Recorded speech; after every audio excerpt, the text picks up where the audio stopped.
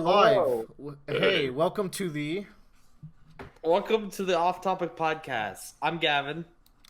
I don't know this one. I'm Michael Jones. Is I'm best friends with Gavin, and also I kill him on the reg. is this Achievement Hunter? Like that's Gavin, Yes. right? Okay. Ooh. Yeah, that's one of their many podcasts, right? One of several thousand podcasts. Okay, we can just use Rooster Teeth podcasts from now on because I think by the time we use them all, they'll probably have three more. Excellent. This is good for the gimmick. I'm your host, Willer. I'm Joe. And I'm semi co-assistant host Bradley. Regional Manager, Employee of the Month, Bradley. Employee of the month. Wait, I what like the fuck am I then? You are what's something else that sounds fantasy? Assistant Co-Director, Joe. I'll take That it. sounds nice. Wait, Take what is I can get. is my name is my title Assistant Co-Director Joe? Meaning my full title is Assistant Co-Director Joe. Yeah, Hey. yeah. Joe is like used like a average Joe in that sense. Oh, Gotcha. okay. Well, moving on to what we're gonna talk about, since we have our titles laid down.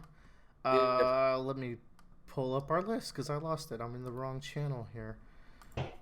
Don't tell me we have channels. Whatever. We do a lot of planning on Discord. Ooh. I revealed the biggest secrets. Hey Joe, why don't you tell us about the Spider-Man movie that came out? But you're gonna tell us in spoiler free because I have yet to watch it. Yeah, so for all you people who might have also not watched it, this will be spoiler-free discussion. All right, hello gang.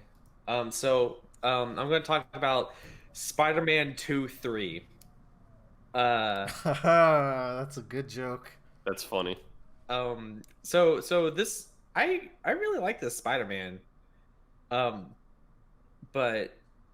God, how do I? So I guess it's gonna be really short and sweet because we're not gonna have any spoilers. But I think if you know Spider-Man very well, you already know what what the twist of this movie is going to be.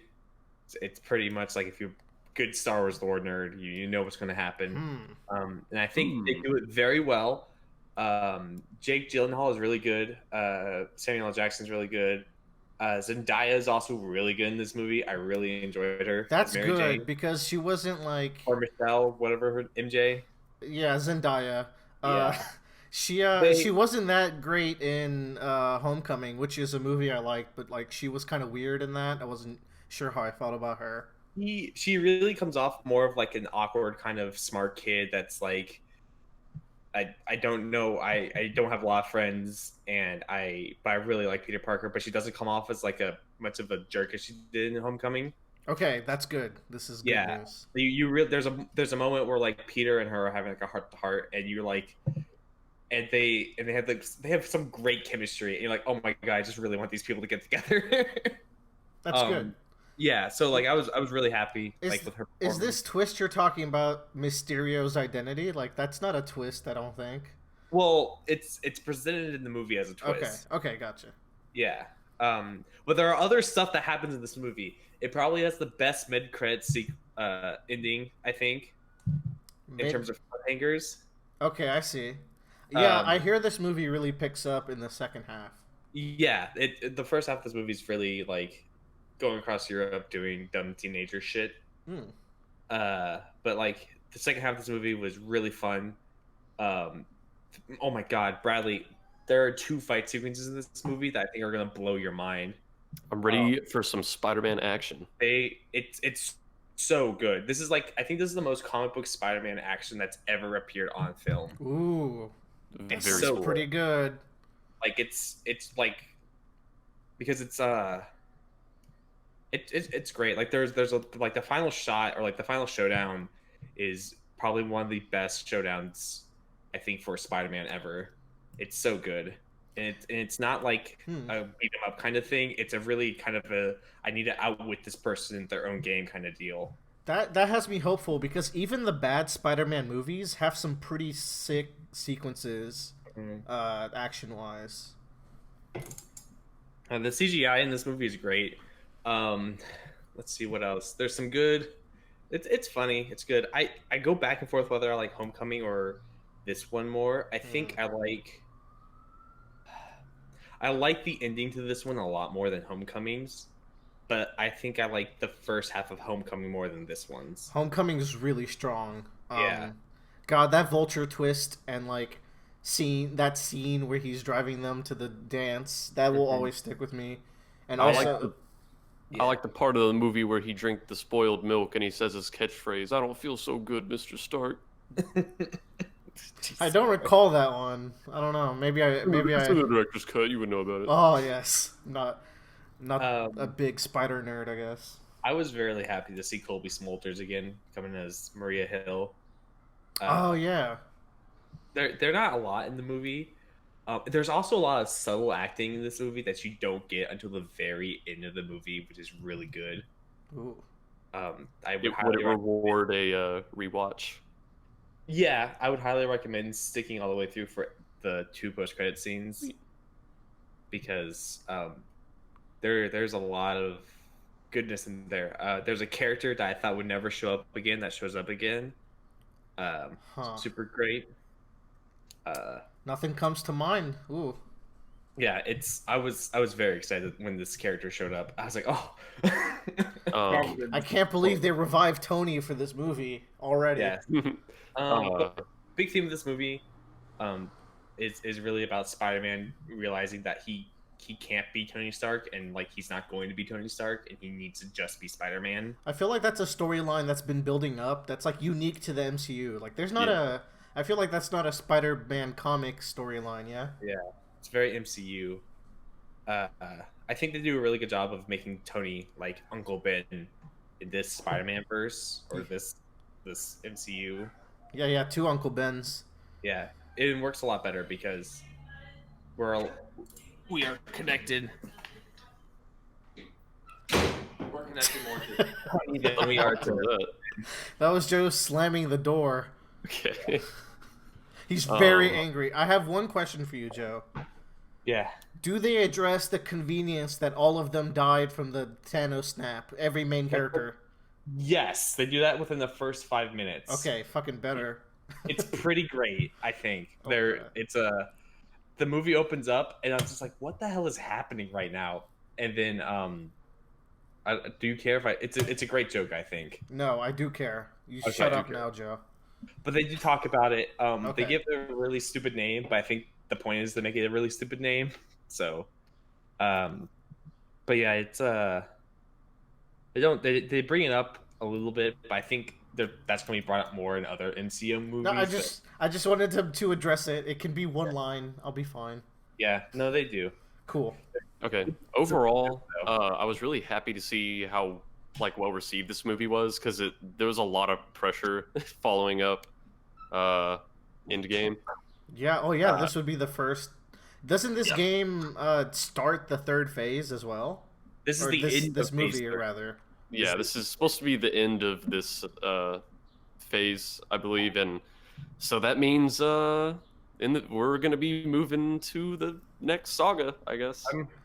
I'm very excited, especially after seeing the ending post-credits scenes. I'm like, cool, I'm ready. I want to see where this goes with this character. One thing I thought was funny is I saw several reviews when this movie came out, and a lot of the reviews said something like, "This is the best superhero movie of the year, including Endgame." And the reason I thought that was funny is because it sounded like even more praise for Endgame than it was for Spider-Man, where it's like you can't just say something good about another movie without being like, well, I mean, Endgame was pretty fucking good. Better than Endgame is a big deal. Yeah, that is a big. We all gave that a 5 out of 5. So yeah, that is a big claim. But I can't see myself not liking a Spider-Man movie. So have you seen The Amazing Spider-Man 1 and 2? I have, but I also just love Spider-Man in pretty much every form. Those movies had a lot of dumb shit. I didn't hate them. I like Emma Stone. I think that's what it comes down to. Hey, you know what? Everyone can agree on one thing here. I think everyone can agree to this. Joe, I have a second question before I'm out of questions. And this one's even more important. Does this movie advance the Peter Parker Captain Marvel romance plotline The best plot line in the MCU. I need to see this. It up. What? I'm not even joking. I didn't catch that. It sets it up. It sets some things up. Shut I'm the so fuck glad. up. I am so ready for them to get married. And... Joe, if you're fucking lying to me, I will be very mad at you. But I guess I'll find out probably this weekend. That's the post-credit scene. He after he beats the big bad guy, he goes home. He's tired. He drinks him a little glass of warm milk. He lays down in bed. And he turns off the light and he turns over. And she's like, "Hey, Peter Parker, got something for me?" Hey, well, there you go. There you have it, folks. Well, the post-credit sequence for all you guys. If that's not the sequence, then Bradley should have directed it. If that's not the sequence, I'm never seeing an MCU movie again. It's that plus more. Okay. Great. Shoot his spider webs. Psst, psst. Yeah. All right. I think we're done here. Got it. So next up, Bradley, why don't you tell us about your recent addiction? Yeah, and Joe can hop in here too because he's played it a pretty fair amount. I don't know if he's played it as much as Tyler and I have. Team Fight Tactics, the new auto chess game mode by Riot Games. A League of Legends spin-off game. Woo! Yeah. Very interesting. I can't really compare it to actual auto chess or I think the new official Dota 2 I've played version. both of them. I think I like this one more. This one I'm glad. This one feels more polished and feels more involved and feels more like I don't know. It's kind of funny because I feel like Valve took Dota and the MOBA scene and really fleshed out that game to its peak and crunchiest out of all of them, essentially. Yeah. And so I look at League and Dota. I think Dota is a better crunch game. I think League is a better pickup game. Dota though, you gotta get real invested in it, and I can see for it.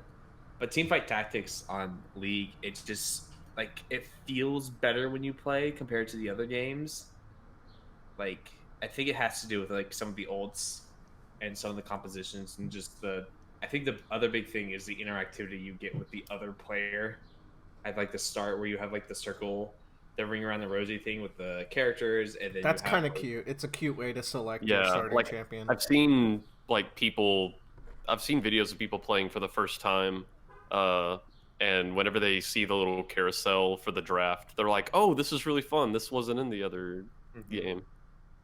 Yeah, I think it's a really good way of just I have complaints about it though. I think you and Bradley and I will get to them because it's basically the same thing. Yeah, there are problems as much as I love playing it. For what it is right now, I'm just this is satisfactory. It just needs to be updated because the big appeal to auto chess is to get back to the fishing analogy. It eliminates all of the middle section of the fishing game that I like to call it. Yeah. Where, the part one is the preparation and getting things ready. The part two is the action. The part three is the resolution. You basically eliminate the action sequence of the game and you let the game play itself. So you're just focusing on parts 1 and part 3, and mostly on part 1, being that you are making a conscious decision on how you want your game to go. So given the fact that it's completely auto driven, I'm surprised that they don't speed up the actual fight sequence, because I've played this as well, and I haven't had the best of time. I feel like you're sitting there just waiting for the battle to end sometimes. Mm-hmm. And I mean the big point of it seems to be the pre-battle planning, so I feel like they could speed that up. The battle itself, that is. I think though it has to do with the random chance of things proccing, the stuns and the mana burns, and if everything is moving at the same sped up speed, that stuff still happens. Yeah. Right. Yeah. But the thing is, you have to imagine is even though those things are happening, you have no control over them. You still need to look at them and go okay, this person's character keeps on dealing so much damage or critting me, or they keep doing the stuns, or he has this composition, and you need that time to process it. That's fair. Yeah, That I makes need to be sense. able to tell that, like, hey, this person I put on my front line clearly isn't working out. Yeah. Like, if we only saw the results and not the action, you wouldn't know what you're doing wrong. Like, Fucking for King example, there Crimson are out here. I would lose, but then I forget about the fact that like my guy has life steal, and he's attacking quick enough to just keep himself alive and just kills everybody. And I think it also adds to that like um that part of the game that like keeps you on the edge of the seat, because there's been multiple times where like I'm playing against Bradley or Tyler and like I barely won with like one character left or vice versa, and you're just like, oh my god. Oh yeah, And it's that feeling of like I'm on the verge of having a really good team, but like I just need to figure out that one more thing to make it work, or like I barely won that game. How am I going to stop myself from like actually losing next time? It might be just pure luck. yeah. The only Go ahead. the only thing that for me is the only kind of real interaction you have with the game is the placement of your units, and I think that gets really stale really fast because you end up just having one formation for the entirety of the game usually, and you stick to that, and then you kind of like just wait everything out. Especially so like the game really peaks in its like third act. I think it's a 4-act game where like the first one is just getting your stuff ready. Yeah. The second one is first engagement, and then the third one is when everyone's stuff is coming online or failing, and that's when you really know of like, oh, I'm gonna win or I'm not gonna win. And then by the fourth act, you're kind of like, all right, I'm just kind of stuck here now, waiting for the game to end because either I've won already or I've lost, and I just need to see if I place second or third or something like that. It just I feel like it crescendos, it just climaxes too quickly, and there's not enough mixed up in that final round to really help shake it up. But Yeah, it's very rare that sometimes it is the case that someone in like last place around stage 4 or 5 will finally get that one unit they need, and they end up winning the whole thing. But I think you're right, for the most part, once you get to stage 4, you can usually tell like, these 3 or 4 people are going to win, these 3 or 4 people are obviously going to lose. I'd like more potential for things to mix up. I do like those rounds where you have to fight neutral enemies just to like buy you some time to readjust your strategy or like pivot your team at that time. Yeah. Overall, I'll say what I like most, and then we can kind of get into the problems I have with it, which fortunately I think they're already working on the problems I have for it. Most like what I think I like most of all is the experimentation that goes into the kind of preparing phase. This is definitely a game that's all about looking at possible synergies and trying to find a way to like break the game. yeah, Like in a way it kind of reminds me of stuff like maybe like Binding of Isaac, where you'll see 2 or 3 items and you're like, oh my gosh, if I got all of these and put it on this character, like I'd be unstoppable. And people have already discovered like a few combinations like that, and so now there's kind of a metaforming that wasn't there in the first week or so. So I really like that experimentation that goes on, and I don't know if that's going to carry on into the future. It might just be because the game is so early and people are still experimenting, but I don't know. We'll see about that. that's kind of like my biggest fear about this game mode, because you eliminate any kind of physical need that your player has to do. There is no like reaction you need to have. There's no kind of like, oh, I need to be able to press this ability at the split second, because that's what like 75% of what League of Legends is, and MOBAs in general, is the knowing when and where to use your ability and at what time, and being able to pull that ability off. So when you eliminate that core element and you just have the numbers, and the numbers play themselves, you begin to realize that like, oh, I just need a number crunch to figure out what I need to do, and if I don't get this, then I've already lost, kind of deal. You can already predetermine basically if you've won or lost, like we said before, like by that third arc or right before that fourth arc. And I really, there just needs to be a way for make sure that doesn't happen. And right now, the biggest way they have that is the random hero pool. So you're not going to get everybody every time. But I also feel like what will end up happening is it'll be less of a meta of what's the best thing and more of a meta of what's the easiest thing to do that can guarantee me the most consistent win rate. Does that make sense? Yeah. So every time I've played this game, it hasn't really clicked with me yet, even though I was winning more last time. I almost wonder what this game would be like if it wasn't so RNG heavy and you could set up squads or something ahead of time, actually buy units or something. It wouldn't really fit because you're supposed to get multiple units to fuse into one, but if it was restructured in a way where it wasn't so RNG heavy, like that might be a more fun game for me. It'd be more like a Final Fantasy Tactics that plays itself against other people. Yeah, and I've thought about that.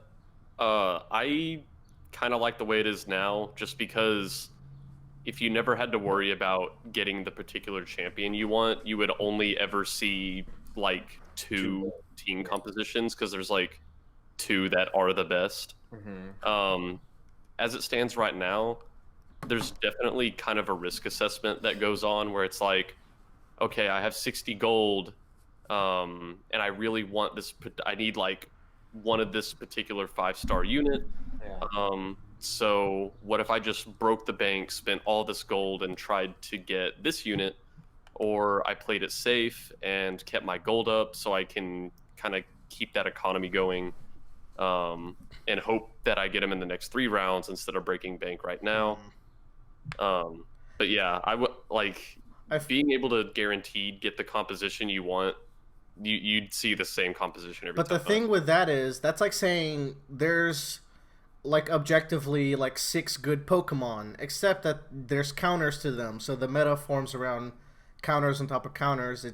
League is also a game that's constantly balanced and patched, so I'm sure they could make comps that are on par with the best comp, and then it becomes it could be a game where like you have like 3 squads, and each time you go fight one of the, what are you with, 8 people or something, you select one of yours, and like each squad has like a health, so you have to save your best squad to the end or something. But you plan ahead of time. I think that would be really cool. But that's still, while cool, it comes down to, I think that's a problem in every online game now since the internet has been created that has this kind of competitive drive like Magic or Hearthstone, and that is, it doesn't matter if you can figure out how to counter it. Everybody's going to pick whichever win rate, whichever win rate is the highest. And that also assumes that there are counters, because Pokemon has built-in counters, but I mean, that's not necessarily the case for this game. And sometimes it's just like some things that you think will counter something just don't work because something is just so consistently good that it doesn't matter. Sounds like awkward balancing. Yeah. I say this from like doing Hearthstone and like Magic the Gathering, more Hearthstone, because that's what literally is made Hearthstone go from like pretty fun in the first month to pretty stale in its next, is that the meta gets found out extremely quickly, everyone knows what to play, and then there's no way to like counter it, and any counters that were tried to be built into it just don't work. And I think that's a lot harder than what people expect. To like, you know, we want to make this strategy a fun strategy and able to use, but we don't want it too overpowered, so we're gonna make this counter, but we can't make that counter like just shut this one strategy down, because no one will actually ever play that strategy ever. Yeah, like I remember when I would try to climb Hearthstone, people are always going to choose the composition that has the 53 or 54% win rate. And like there are decks that are a hard counter to that strategy, but the problem is they're usually only good against that deck composition, and they don't really counter anything else but it. And then if you try to muddle the water and like make a deck that has some counters into it, you end up more or less becomes a coin flip, because it's just like, if I don't get this, I lose, and but if I get this, I immediately win, essentially. So it's I don't think about Teamfight Tactics is that might not be so true if it had that pool of consistency. It's just like, but I still think it would just make it very stale, that people would like, all right, here's your baseline, like starting out, and then you do your next thing, and then you have one or two variants, and then I think that'd be you would have like one or two variances of things happening every game. I don't think you would have the variety of like stuff happening as it is presently with its randomness. Because especially at the beginning, you kind of have to be like, oh my god, what am I rolling? What do I get? Kind of deal. And how do you not fall behind so hard? But anyways, I give Teamfight Tactics a solid 6 out of 10. Yeah, I was gonna give it like a 3.5 out of 5 right now. That'll go up when they fix certain issues. Like, I would really like it if everybody got the same amount of items instead of like one person getting 4, one person getting 0. That's another thing That's too. a thing? Why? Because that's one of the biggest complaints people have right now. Right now, they said they're gonna patch it so everybody gets at least one item, but that's not the full fix. I think people want at least one. Wow, that's a yikes. I think there needs to be another way to acquire items. Like if you play like with one less champion, you have a chance to gain an item. You know what I'm saying? Like like you can go for the bigger risk. What about buying them with gold in that stage where you're kind of just sitting there waiting for a good character to roll out? You could maybe buy an item. I mean, and that's kind of what that stage is supposed to be. Is that you don't necessarily also always want that character. You just want the item that character has so it can build into something. Because if you sell that character, you get that item back immediately. So yeah, my other issues, I guess, would be for the people who are like very new to the game. It would really help if you could right click on the champions in the draft to see what the fuck they are. Even for people that are not new to the game, it's just there's so many of them. It's just hard to remember. Like, all right, what's this guy do again? What classes are he? Yeah, like I finally got to the point where I can look at the people in the draft and be like, oh my god, I need that guy and that guy. But whenever people are really new, they're like, okay, well, I don't know which one is good. And yeah, I agree. But yeah, some ways to go. I honestly don't think it has that much legs to it, but we'll see what happens. Yeah, I really enjoy the game. It's really new. There's clearly polishing and some balancing to be done, and when that is done, if it is done, I imagine I will enjoy it even more than I already do. Mm-hmm. Well, there you have it. Teamfight Tactics. All right. Next up is me. I've been watching. So let's back it up before I even start. Quentin Tarantino's new film, Once Upon a Time in Hollywood, comes out. I'm excited. In like a week. It comes out like in a week or two. It's in July, right? Hold on. This warrants a fact check. Once Upon a Time in Hollywood. Yeah. July 25th. Hell yeah. Okay, so in like 2 weeks. So it's been a while since I've dove. Bradley, correct me. You know the good grammars. Don't do this to me. Doved. Since I've watched Quentin Tarantino movies, and he's my favorite director, so I decided to take it all the way back. And this was like last weekend I started. I watched his first two films, which were Reservoir Dogs and Pulp Fiction. I hope I'm not wrong about that, because he also has some weird other projects where he wasn't the director and main writer, but whatever. So let's talk about them, and maybe on the next 2 or 3 I'll get to the other movies. So Reservoir Dogs is his first film, and have either of you seen this movie? No, I've not. When did it come out? Let's see. Reservoir Dogs. I think it was 92. Yeah, okay. So it came out before any of us were born. And this used to be my least favorite Quentin Tarantino movie. I watched it before I really got it, before I got like what's impressive about his movies or what's interesting about them. So and I haven't watched it since. I've only watched this one once up until last weekend. So with that in mind, I went in this time with a new sense of what I appreciate about his movies, and ended up enjoying it a lot more. So this movie is about It's basically about a heist gone wrong, and it's just told in an interesting way. Where the movie starts off, and it starts off with something that is really characteristic of what Quentin Tarantino is really good at, which is conversations. It's just this group of thugs. I don't know, people who do jobs, but I don't think they're mafia.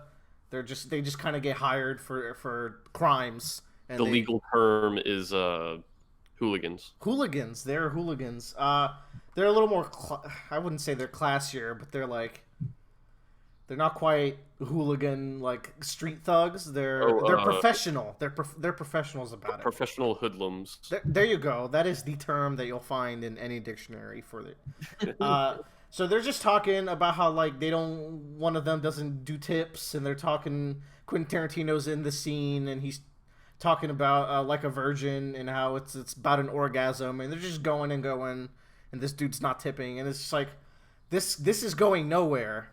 But the dialogue is so good, and we're learning so much about each character, where they're all hired for this job by like the boss who gets crews together for heists. And to make sure that they're anonymous, they each have a code name. So you have Mr. Pink, Mr. Blonde, Mr. Blue, Mr. Brown, and Miss Wednesday. And Miss Wednesday, Miss All Sunday. Yeah. I'm sure there's some colors I'm missing there. There's Mr. White, but not Breaking Bad Mr. White. Mr. White. Mr. White. Problems. So you introduce them that way, and then you get like a hard cut, and then two of them are walking to this warehouse. The heist has already happened. You never get to see the heist. The movie is kind of told out of order. You don't really get to see the heist, but you get to see the post effect of it, where it's Mr. White walking in with Mr. Orange, and this is an older gentleman who's been in the job for a long time, and then Mr. Orange is the one who got shot. And it turns out he's a fucking narc. He was there all along to get the crew busted. He infiltrated the squad. And he's the one who, like, set people off to... He set the police off to the heist, which is why they were immediately there. So everyone, like, it's Mr. White, Mr. Blonde, Mr. Orange is dying. Mr. Pink shows up. He's Steve Buscemi. He's fucking great. He's probably the best character in this movie. He's super paranoid about everyone because, like, the heist immediately went wrong, so he knows someone tipped him off, and he's just throwing blame everywhere. And then it's just this big movie about people coming in and out of the warehouse, Mr. Orange dying. They can't take him to the police or the cops or the hospital because he will go to prison. They don't know that he's the narc. And then you don't really find out until the very end, like, that he actually is. You keep thinking the whole time, who was the narc? And in this really good scene where he's practicing on how to infiltrate the squad, he's, like, coming up with a badass story to tell them so that when he's in there, he can impress them with the crimes that he's committed. It's just really entertaining. The relationship between Mr. Orange and Mr. White that they form is really sad and tragic because it's kind of like a father-son relationship that they have. And Orange is like dying in his arm, and at the I won't spoil it. I won't spoil this movie from '92 because you should watch every Quentin Tarantino movie, even though I haven't. But that's what we're doing. I'm covering some gaps. On that note, I haven't watched Jackie Brown, and that's next online. I think that was his movie after Pulp Fiction. But yeah, I'm a big Tarantino boy. I'm a big Tarantino boy who hasn't watched one of the movies, so I'm a fraud. So with that in mind, like, I won't spoil it, but the ending is really tragic and just really good movie. Like, to think that this was his first, there's so much personality to how he directs, how he writes each scene, how it's told out of order. It just, if you have patience, it really pays off in the end. There's a character called Mr. Blonde. Yeah, Mr. Blonde, and he has a whole other thing going on, and he's like a really fucked up, scary kind of character, and whole side plot happens with him. Great shit. He shows up in Kill Bill later. And yeah, that's Reservoir Dogs. Solid 4 out of 5. I rate it a lot higher now than I would have in the past. Which led me the same night. I was like, okay, let's go on to the next one. I started Pulp Fiction. Have y'all watched Pulp Fiction? I have never watched. I've seen the clips. I've never seen the movie in full. I have a complicated watching with Pulp Fiction in that I was going through a freshman Joe crisis, so I only saw bits and pieces of it while I walked the entire length of Destin, Florida, then came back and watched the end of the movie. Wow. Okay. So you didn't. No. So. So Pulp Fiction is widely considered by a lot of people to be Quentin Tarantino's masterpiece. This was his second movie, I think 1994. The year I was born. Fun fact for all the listeners. Yeah, 94. So a lot of people love this movie. I don't like it as much as other people, and this, if any Quentin Tarantino or movie fans are listening to this, they would scoff at that because it's so clearly his best film. But I do have some problems with it, and I'll address them now. I do have some notes as well. So this movie is told heavily out of order. It's got basically 2 or 3 storylines. It's really 2, and then a little bit of a third, where it features Vincent and Julius, which is Samuel L. Jackson and John Travolta. They are hitmen. They're not hitmen. They're also professional hooligans, actually. A lot of They are hitmen. They're sent on a hit, but they're professional hooligans as a profession. Know what I'm saying? Sure. Well, they're more like goons. They're goons. Yeah, they're more goony than even the Reservoir Dogs crew. I should mention that the only part of Pulp Fiction I didn't watch was the Bruce Willis part. Right, and that's the third storyline, which features a boxer named God, what the fuck was his name? Oh no, hold on. I can't go on. I think it was Butch. Yeah, Butch. So that was Bruce Willis. Pretty early into his career. I think this might have been before Sixth Sense. Let's see. All the fact checking today. Yeah, it was before Sixth Sense. So this was like before. I feel like Sixth Sense is Bruce Willis's like big movie, and Die Hard. Die Hard might have been around this time. Anyways, that storyline is there. He's a boxer who is trying to get out of the game. He's told to throw a fight and retire because he's getting old. He's getting washed up. And he's like, okay, I'll do it. And he doesn't do it. He bets on himself to get all the money. And then he kills the guy in the ring as he's fighting. And he's like, okay, I have to get out of town with my girlfriend, who is a very charming, weird lady. And that's that side of the storyline. It intersects with the Julius Vincent storyline because they work with a guy called Marcellus Wallace. And he's the one who wants Butch dead because he's the one that wanted him to throw the fight. A lot of things intertwining. And the third, not even real storyline is of this couple who robs banks and such and liquor stores. And they just decide to have an idea to rob a diner because a diner is somewhere that you can rob and no one would do anything about it. And there's no security or anything. So they're like, this is a genius idea. And that's what the movie opens up with. Tim Roth, Mr. Orange from the previous movie, is also in this movie. And he's also in like 2 other Tarantino movies. Like, Tarantino likes to work with a lot of the same artists, especially Samuel L. Jackson. I think he's in the most. He's also in this movie, who is Julius. And yeah, all these 3 stories, they eventually intersect in interesting ways.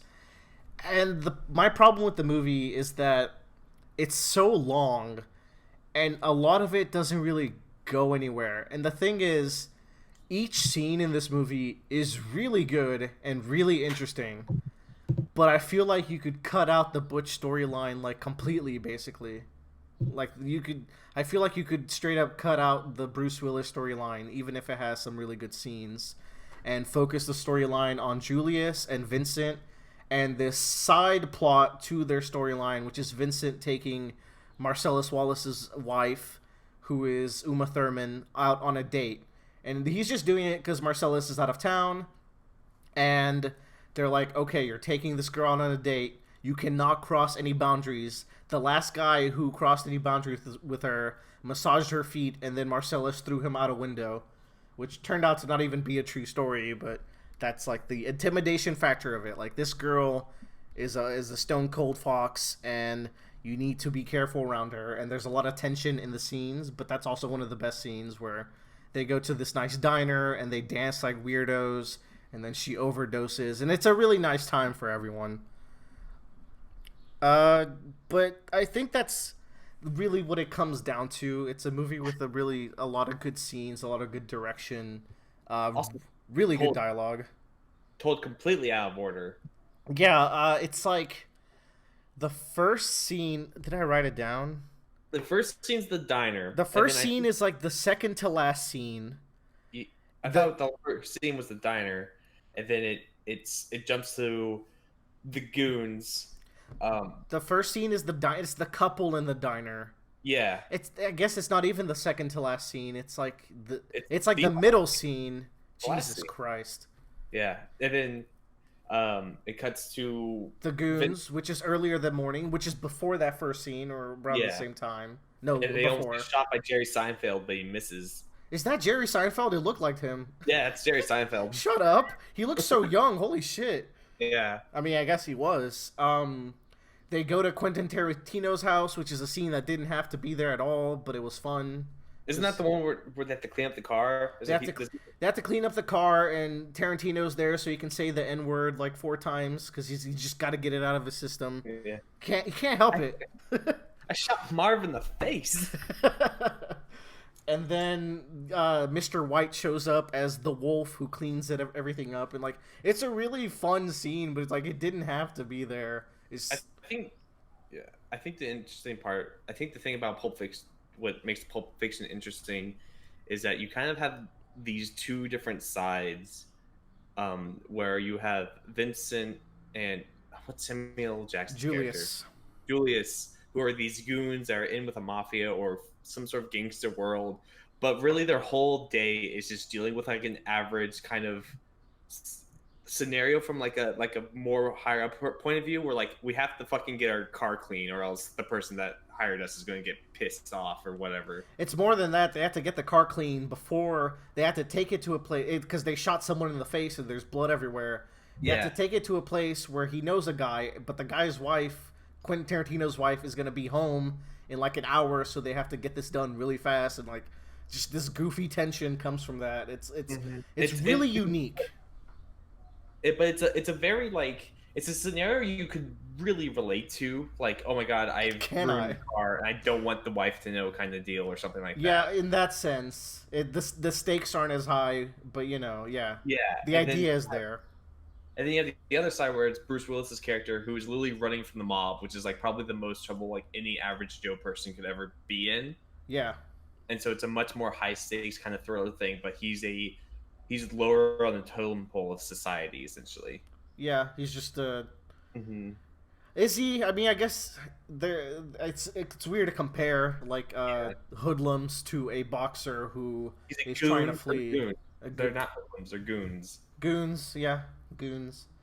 But that's an interesting point where like Bruce Willis's storyline is the more intense one, and he gets captured and in a completely tangential scene, and he learns to forgive Marcellus Wallace by the end of it because shit goes down. Have you seen that scene, Joe? No, I left during that. That's dark shit happens. I hear. Have you heard about the Gimp? Yeah, that's kind of why I left. That is some of the most disturbing shit, but yeah, worth leaving if that's gonna make your stomach do some churns. But even with all that intensity to the storyline, I was so much more interested in Julius and Vincent, where Julius is definitely the main character, I'd say, even though there's so many characters. Where what's that? He's like in it the least too. He is. Is he? Yeah, because Yeah, because so much of the story is Butch and Vincent. You're right. yeah. Every scene he's in, he's with Vincent. Even he doesn't have any solo scenes. Mm-hmm. I feel like I only think he's the main character then because you get the most out of him because he goes through the biggest character arc.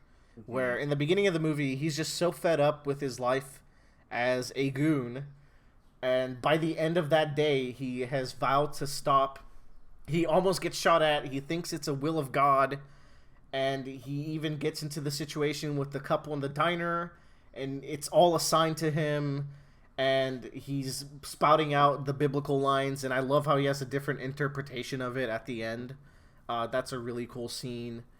And then just by the end of it, he's just done with it. He wants to get out, and Vincent doesn't want to get out, and then he ends up dying because he left his Uzi and got shot by a guy who was making a Pop-Tart. Took a shit. He was taking a shit and just got shot. It's really kind of poetic because Vincent, he's also a level-headed guy, but he stayed in and he just died like nothing. Yeah. But yeah, Pulp Fiction, also a good movie. I'd probably give this one a 3.5, maybe 4, but I think I like Reservoir Dogs more now, which I never thought I'd say. That's a big deal. Mm-hmm. But yeah, that's this week's Quentin Tarantino Hour. Tune in next week for, I think it would be Jackie Brown and Death Proof I haven't seen, so I guess those are that will be fresh. Two of them that I haven't seen. I have realized that his name is not Julius, it's Jules. So I don't know what the hell I was saying that whole time, but it's Jules. Gotta get that correction in there. So Joe is making noises because he knows he has to talk about Toy Story. I'm getting my throat exercises in. Toy Story make Joe go. Mr. Pinkle Pants. Go ahead, Joe. Okay, hi, hello. I saw Toy Story 4. No spoilers again. I can't do spoilers, which is really sad because I think there's a lot of digest in this movie. We can do a quick follow-up afterwards. Yeah, it's a shame because I would have watched both this and I was originally going to watch both this and Spider-Man last week if I wasn't going to be gone for a week. Yeah. Bradley got stolen. I got stolen. Record last time. But anyways, Kidnapped. Spider-Man 4. Toy Story 4. God, how do I explain this? Toy Story 4 is about growing old. Oh shit! They already did up. Yeah. And it's kind of like the whole plotline of this movie is that Woody is going through the realization that he is a toy that's obsolete. Like he's not fun. He's not like Buzz that's like a spaceman and like it's kind of still like new and has his own toy line still and has his own flavor. Since he's with Bonnie's more like Bonnie being a girl like is more attentive to like the female characters that she has or like the more like animal characters that she has. So it's like Woody gets like stuck thrown in the closet the entire time and is just left behind. And Wait a minute, this is just the first movie all over again. Now this one's I already there's something different about this one because it's like, well, I mean, Andy would always love Woody because they had that rapport, but like introducing Woody to a new kid, they'd be like, "What is this?" Yeah, I have a Game Boy Advance. Why would I play with Woody? Yeah, it's like with Buzz, like, you know, in the first movie, it was just, you know, Buzz is the new toy. Obviously, Andy wants to play with this toy he got for his birthday, and he obviously still loved Woody. But Woody's with a totally new kid now, and it could entirely be the case that this kid just doesn't really care for cowboy toys. Yeah, she loves Jesse, but like, Oh, Woody. but I think it's more of the fact that Jesse's a strong, independent character. But so a lot of it's growing old, and it's the main thing that's kind of like our inciting incident is Bonnie goes to school and makes Forky, and Forky comes to life, and Forky is is having an existential crisis with himself because he's trash that's been given Frankenstein life, essentially. There's such a can of worms that opens up when you think about that. And Oh yeah. there's a whole other can of worms I might get into later. I don't know if I Ooh. want to bring it up or not, but like, so, anyways, so like Woody's big thing is like Forky means the world to Bonnie because it's essentially like the only toy she can like bring to school and not get in trouble for. So to him, it's like that's my goal is to make sure Bonnie is happy by any means possible, which is by like making sure this toy doesn't commit suicide every second. Woody's such a good guy. And I think it really there are parts in the movie that really show like how selfless Woody is in this movie. Like one example for is it's late at night and like Bonnie has like Forky like in her hand and like is going to sleep, but like Forky like squirms out and tries to jump in the trash can, and Woody's in the trash can all night just throwing him up there. Oh man. And there's one part, and I forget why he goes up there, but he finally climbs up there, and Forky like gets the better of him and like jumps to the trash can, and Bonnie just grabs a hold of him and like holds him tight, and you can see him struggle for a bit, but then he kind of like relaxes and is just like, this is what I actually want, and kind of just sleeps there with Bonnie as her toy, and you're kind of like, ooh, that it's a weird kind of like realization that Woody is trying to do something selfless, but like I've been very confused, Joe, because you said selfishly selfless, and I'm trying to figure out which one you were trying to talk about. He's trying to find meaning in his life with Bonnie, and so that meaning to him to make Bonnie happy is making sure Forky's in her life. But deep down, he just wants to be loved by Bonnie, and so he's trying to live vicariously through Forky. Oh man, that's God a really cool angle to take. That's really good. When I saw the trailers, the first time I ever saw Forky, like in that first second, I was like, oh no, if this movie gets into themes of suicide, this is going to be very sad for me. I think it gets into themes of autism. Okay. I went and saw the movie with my parents, which I thought was very fitting because I saw the first Toy Story with my parents. That's very cute. I sat between them in the middle of them like a small child. But I remember like halfway through the movie, my dad leans over and looks at my mother, and I goes like, "Is he supposed to be autistic?" Jeez, he just yelled it. Yeah, basically. I could just picturing your dad from what I've seen. That's a scene right there. But so one thing I've heard is that like Forky is not annoying, which is surprising because I, as well as other people, were super worried about this movie, and one of the reasons was I thought this character would be really annoying. Yeah. But it turns out he seems pretty well thought out. I think so. I think you're right. I think part of that too is that he's not in it very long. Like he doesn't have a lot of screen time compared to Woody, Buzz, and some of the other new toys that come up, like Bo Peep.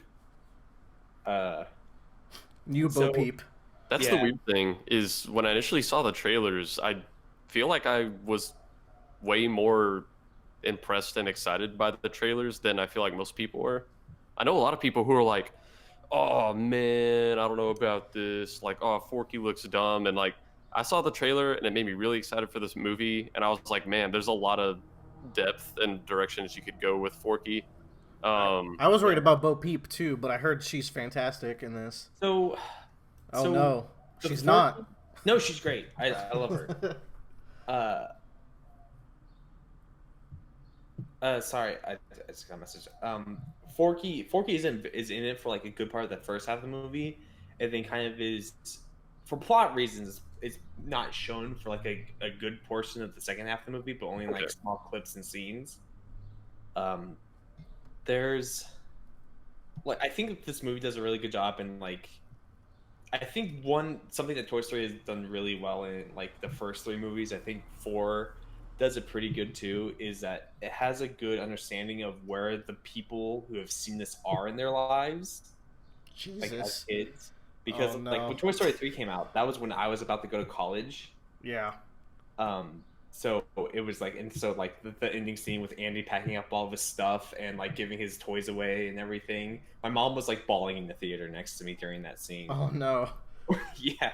And this one like deals more with kind of like I said before, growing old and understanding of like, you know, your time has come and gone, and like trying to figure out what the rest of your life is going to be past your heyday deal. And even though it is past your heyday, that doesn't mean that it's nothing but bad times ahead of you. God damn. Yeah. If they're like understanding the mindset that the audience is now, that's not a good thing, because we're all fucked. we're all struggling here. Good, I don't think I've reached my heyday yet. I think this jumped a little bit too far ahead in terms of like where its audience is, but I still think it's a good kind of movie for like its older audience, like older audience. The parents that took the kids to see the movie. This one's for them. Yeah, I think so. Because it is a lot about like retirement and understanding that like there's a next generation of toys and people coming.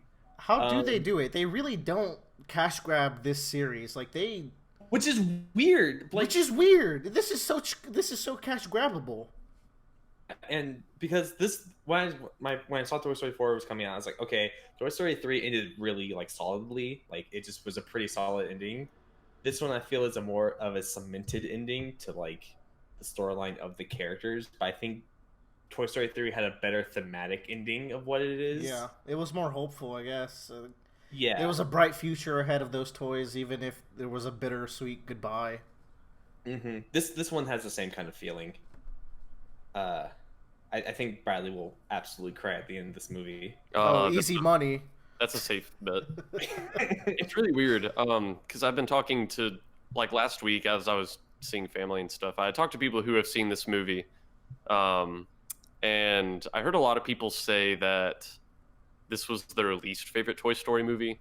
I think it's mine too. Yeah, it's yours too. And that's the weird thing is, obviously I haven't seen the movie myself, so I can't tell if the movie is like actually the worst one, or if it's just because it came after the god tier Toy Story 3. Here's the or thing, being the worst Toy Story you're at least at like 9 out of 10, you know, yeah. Like at that point. It's not the worst Toy Story that it's bad. It's just because everything else I think before it is just really, really good and resonates with people a lot more. But we'll see like how it is in time.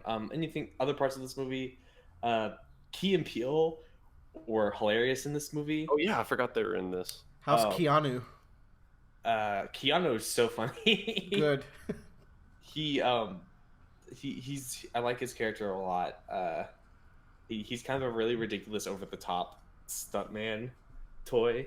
And they know how these toys work. There's one character I want to talk about, but like you know what? Don't. We've had a good convo, I think. No, I want to talk about this character. We'll talk about it. We'll talk about that character on the follow up. We'll save it for that. We're gonna hit this again. Yeah. There's a character that was introduced, and when they introduced this character, it's like extremely dark and it's extremely creepy, and like you are very unsettled by this character like almost immediately, and like pretty much right off the gate, you immediately know what this character wants and their motivations and desires. And you're just like, no, that's not something like but in the movie, I'm just like, oh, that's how it's resolved. Say no more, Joe. We got you. Your mom. I'll hurt you if you say more. That's why.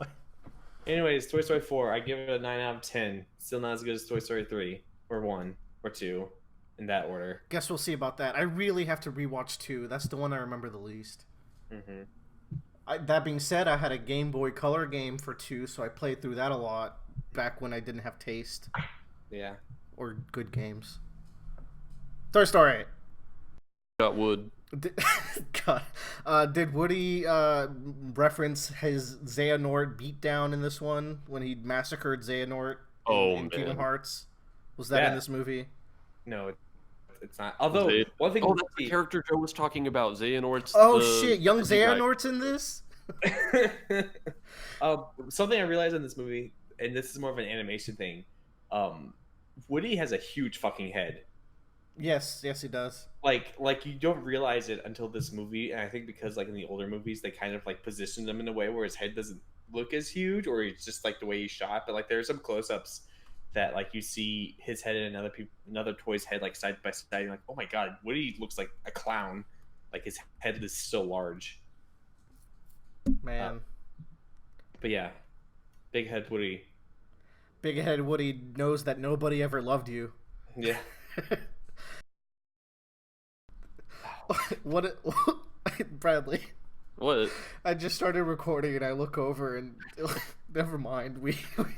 Anyways, have you heard about the Jesse thing?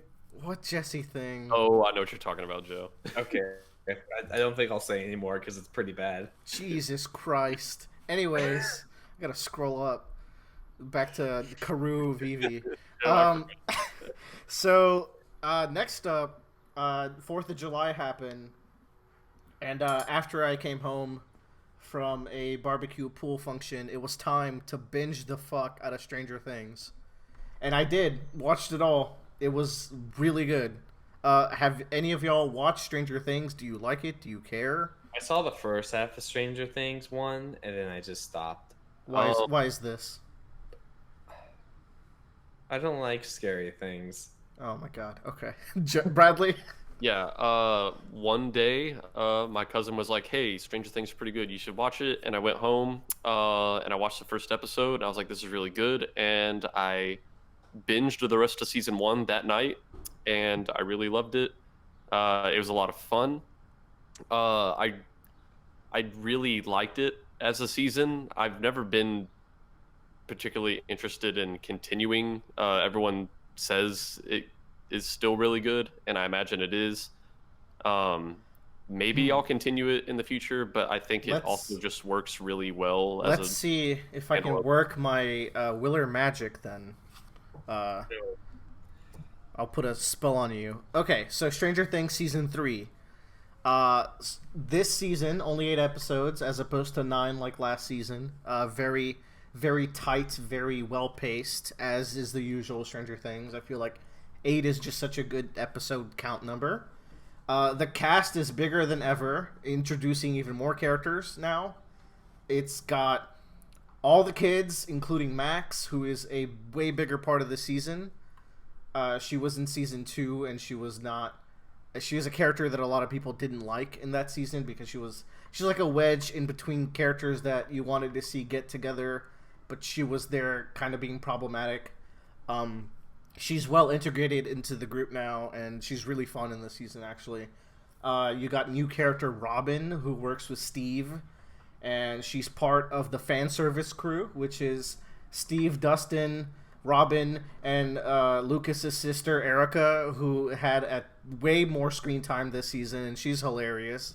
She almost doesn't fit. She's like this really sassy, younger sister kind of character, where she's just every other character is so like 80s kid, kind of like over the top, but also grounded in the same time. Where it's just like they're people that you could imagine meeting. They're just all like kind of crazy energetic people at the same time, but Erica is just on another level. She's just the sass queen. And there's other characters introduced midway through the season, including Alexei, who is this Russian spy who gets added to the mix. It's hard to talk about these characters because even you guys wouldn't even know the season 2 characters because Joe's a scaredy cat and Bradley hasn't watched it. So it's like a lot of characters from season 2 made it to season 3, and they're way better now. Especially, I think Billy's a big one. He's this asshole, like just the most over-the-top asshole. He is probably the most over-the-top character in the show. Just asshole jock, smells his own fart, just looks real good. Everyone loves him. Everyone loves him because he's hot, because he's the douche. So like people don't love him for his personality. He's just that kind of guy. And he gets such a cool role this season. So this season plays really well off of the relationships set up in the previous seasons, where now Mike and Eleven are dating, and they're teenagers, and they're just horny and kissing all the time. And Hopper is fucking losing his mind God, I can't even talk about that because you haven't seen season 2. Anyways, Hopper has a really good interplay with Mike because of that. Joyce is being the crazy mom that she always is, and Winona Ryder is such a good actress, and she's so fun in that role. And all the kids. Dustin's back from vacation. He has a girlfriend now who doesn't really exist because he tries to call her and no one believes him. Ooh. But does she exist, though? Ooh. And then you got Lucas is dating Max, and Lucas is always the character who gets the least amount of screen time, I feel like. He never gets any important plot lines. He's just kind of the friend who's there. But every season, he gets some really good moments. Kind of still, like, not as many as I would like in the previous seasons, but in this one, I feel like he was very helpful to tackling the threat. Which, speaking of the threat, I think I covered all the big major characters. Well, there's Nancy and, oh my god.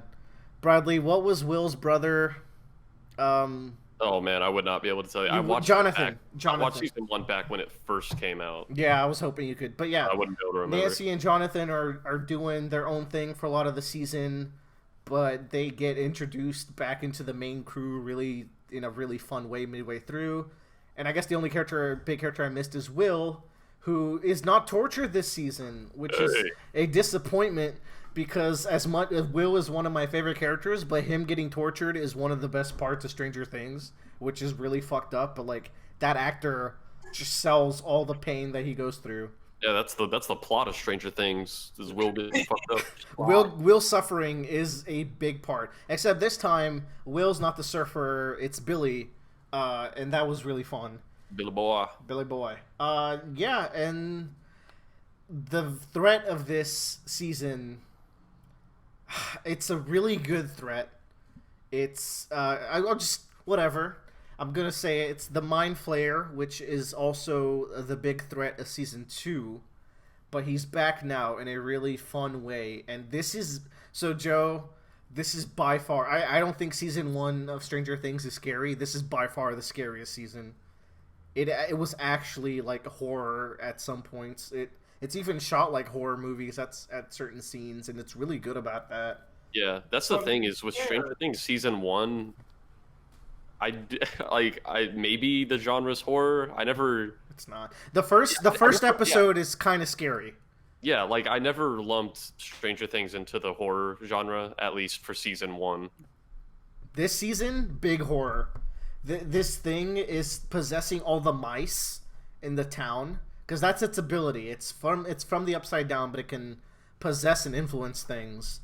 And he gets all the mice to like drink a bunch of ammonia so that they explode and turn into flesh, so he can form a gross body of flesh. And he looks disgusting. That sounds fucking cool. He looks so cool. And he starts taking over the town slowly. Like he amasses a force of people he's controlling in the town. So it has like a zombie vibe where it's like slowly people are turning. But the cool thing about this is that even though they're being possessed by the Mind Flayer, they retain their personalities. So you get these really creepy scenes of them saying things that they would say, but in fucked up ways. And oh my god, I love that. You get fantastic horror out of that. Where Stranger Things always seemed very Stephen King-ish to me, and this is even more so. Well, it's so unapologetically 80s, which is another segue into another part. This season revolves around a mall. It's called the Starcourt Mall. It's a big 80s, late or early 90s mall where it's really flashy. Everyone's hanging out there. It really captures that vibe. And there's a Russian. This is all episode 1 stuff. So there's Russians underneath the mall, and they're trying to open the Upside Down because it's not even explained. They're like, hey, they're Russians, and this is an 80s flick, so you know they're bad. And it's like, okay, yeah. Yeah, like Russians doing stuff. I don't need any more explanation. That being said, they introduced this one Russian character called Alexei, and he was the fucking best. Big laughs out of Alexei. And yeah, the season revolves around the fan service quartet trying to figure out what's going on with the Russians, and then the kids can sense the mind flayer due to season 2 stuff, so they're kind of like trying to figure out what's going on there. They're also dealing with relationship stuff because it's teenagers, and hey, you have a psychic girlfriend who can spy on you at any time and then also just do weird psychic shit. That whole sentence sounded like the title of the next season's biggest anime. Oh, I can't wait. Well, no, because there's my not. girlfriend is psychic and can spy on me at any time and blow stuff up with her. But brain. also, we're in a video it's not my game. girlfriend, it's my stepsister. Yeah. Oh yeah, my stepsister. It's my stepsister, and they're in a video game. Yeah. Jesus. And that's what that crew's doing. Nancy and Jonathan, their side of the investigation is getting closer to the mind flayer, and then Hopper and Joyce are getting at they're getting at the Russians from a different angle, where even the mayor of the town's involved, and they're like tackling it from there. And this is something Stranger Things does really well. It has a bunch of groups of characters, and it knows it does. So it splits them up in the beginning of the season, and it's done this all 3 seasons, and then it combines them at some point. And you feel really good. It's like, oh my god, they're finally combining, and this piece of the mystery fits into this piece. Which, all the pieces of the mystery in this one, there's some plot holes in the first episode, but after that, they're like really good. And you're really engaged, and you can't wait for them to get together and talk about things and start trying to solve the issue. And this season does something really smart, where it solves the issue by... It gets to that point of putting them together in an earlier fashion, where in later seasons the group gets together in episode like 8 or 9. Sorry, not 9, like 7 or 8, where like they're almost at the end, and that's when everyone gets together. In this season, episode 4, which has one of the... Goddamn, the ending of episode 4 is one of the best like horror sequences in a long time that I've seen. It's so good. They combine 2 of the groups, and then there's still like 2 or 3 other groups to combine as the season goes on. So it like staggers how the groups get together, so you don't have to wait till the end of the season for them to meet. It's staggered, so they're slowly making progress towards the mystery. Yeah, this really good season. Which characters were my favorite? I've always liked Will because he's the least mature, but also the most mature when it comes down to it. He's really human. Sorry, Mike is the one who's like that. Will is just great because he's a cinnamon bun who suffers a lot, and he really just wants his friends to play D&D with him, but they're too busy kissing their girlfriends, and it's like, god damn. I've seen that meme. That's real. That's real as shit. Yeah. And then Hopper is always a delight. He was my favorite character. I really liked him. And this season, he's particularly like, I don't give a fuck kind of cop, where he's like, I'm so done with this shit. Really fun. And Steve is always great. They introduce a character called Robin who gets paired up with Steve as like his new close friend, potential love interest. Yeah, that's the thing is, if Steve is who I remember it is, like even within season 1, he kind of went from like douchebag to like, you know what, Steve, you're all right. And Steve's character arc is incredibly good. Yeah, like I've heard so many people say that like he started off douchebag and went to like the most lovable person in the series. He is the fan favorite, which is why I call him and Dustin are the fan service duo. And they add Robin, who's the daughter of Uma Thurman, and is like the best new character. She's so fun. And then they add Lucas's sister, who's like a fan favorite sassy girl, and then you get your fan server quartet. And they're like by themselves they're the last ones to join with the main group. And yeah, like Steve is just such a likable character, and his relationship with Robin goes really interesting places. That was a really cool way to do that. I think those are all the main points I want to hit. There's the cinematography in this season is the best one yet too. Like it's filmed so well. There's the scene where this guy has an option to leave. He's basically being kidnapped and forced to go somewhere. And Hopper gives him the key, and he's like, you know what? You can just leave if you want. Because he knows he'll come back for reasons. And everyone's like, Hopper, what the fuck are you doing? He's going to get away. He's our only chance to do this.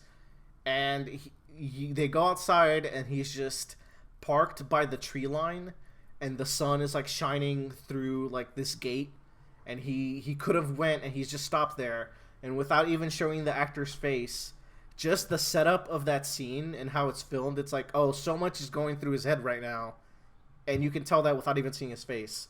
And that's just one of the many, like, all the weird horror angles. There's the scene where someone gets angry and they kick a desk, and then the rest of the scene is filmed at like a Dutch angle. Just really cool stuff. This is probably my favorite season now, and I really like season 1. And season 1 and 2 I put really close to each other. But season 1 has a better, tighter story, but season 2 has better character moments, which character for me goes a long way. But it also has more like weak points in the story department. So I think they balance out pretty closely. But I put 3 cleanly above them, and it's a shame that Joe will never watch it, because especially this season, because he will just shit himself. But maybe one day Bradley will dive in. Yeah. So I can't remember if you said or not. Was this like a series finale season? There's 2 more seasons, I think. Jesus.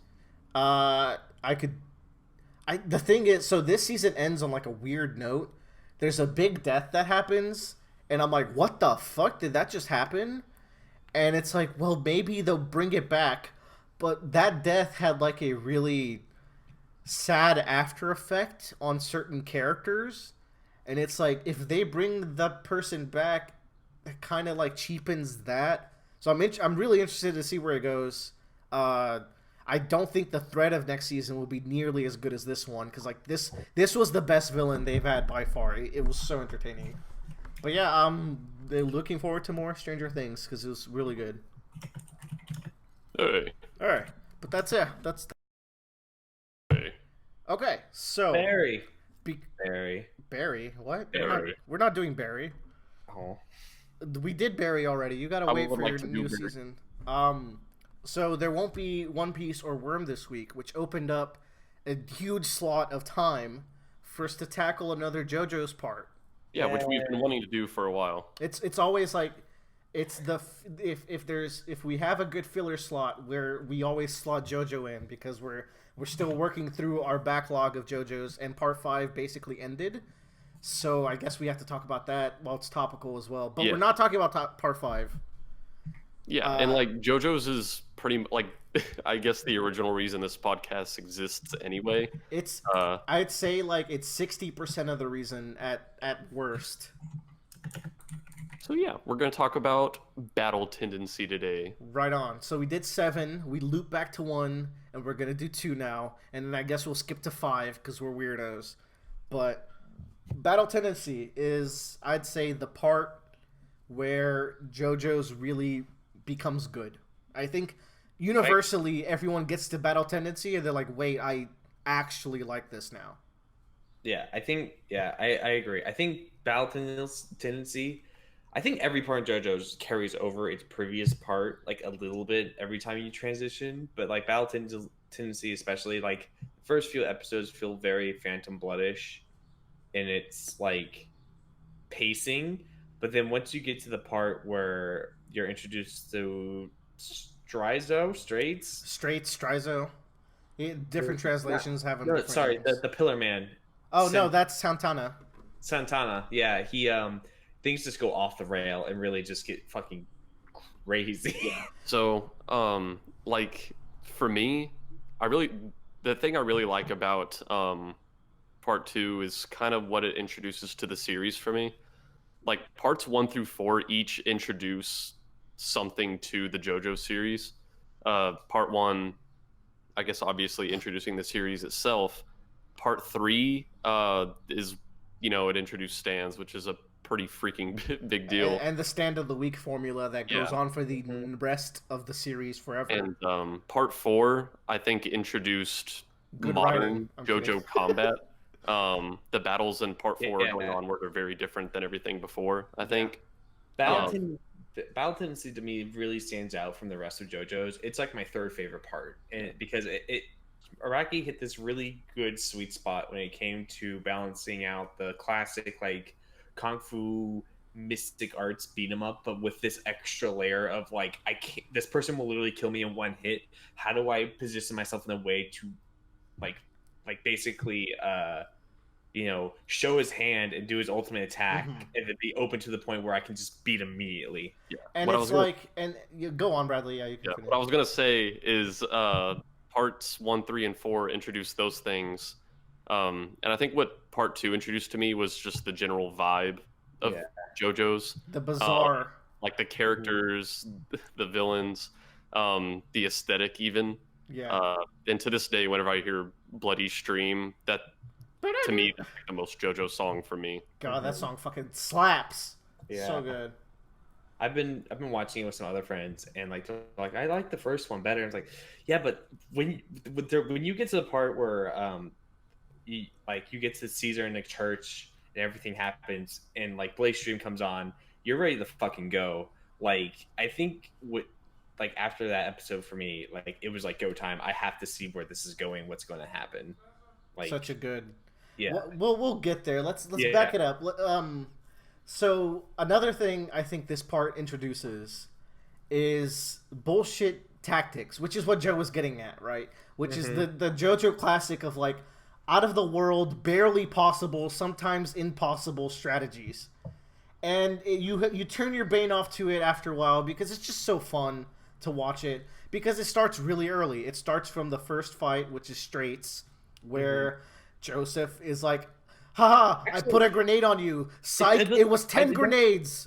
It doesn't even start there. It starts like in the first episode where Joseph breaks a police officer's finger with the bottle cap of his Coca-Cola. Oh, that's not bullshit. That's just Hamon bullshit. That's different. We're later, talking about grenades on grenades on grenades and using shot glasses to reflect eye lasers. Then later he goes to dinner and they get in a scuffle with this guy across the table because they bring Smokey in, and he tricks the guy into beating up a coat hanger instead of himself. Jesus Christ, you're right. You're right. That's some of that dumb shit that we like and dislike. Yeah. But talking about that, like, kind of first episode where we get to meet Joseph, this past week I read Araki's book about, I think it was titled The Art of Creating Manga, and he kind of goes through his creative process, and he's like, these are like rules that you really manga want to theory and practice is the name. Sorry. Yeah, and so he's like, these are rules you really, really want to follow when writing a story, and he kind of explains his own personal process. And he says, as a general rule, when you're writing a story, you want to try to introduce your main character as quickly as possible. In general, I think he does this with some exceptions where this, like, the premise or setting might be more important. Like maybe I think he always.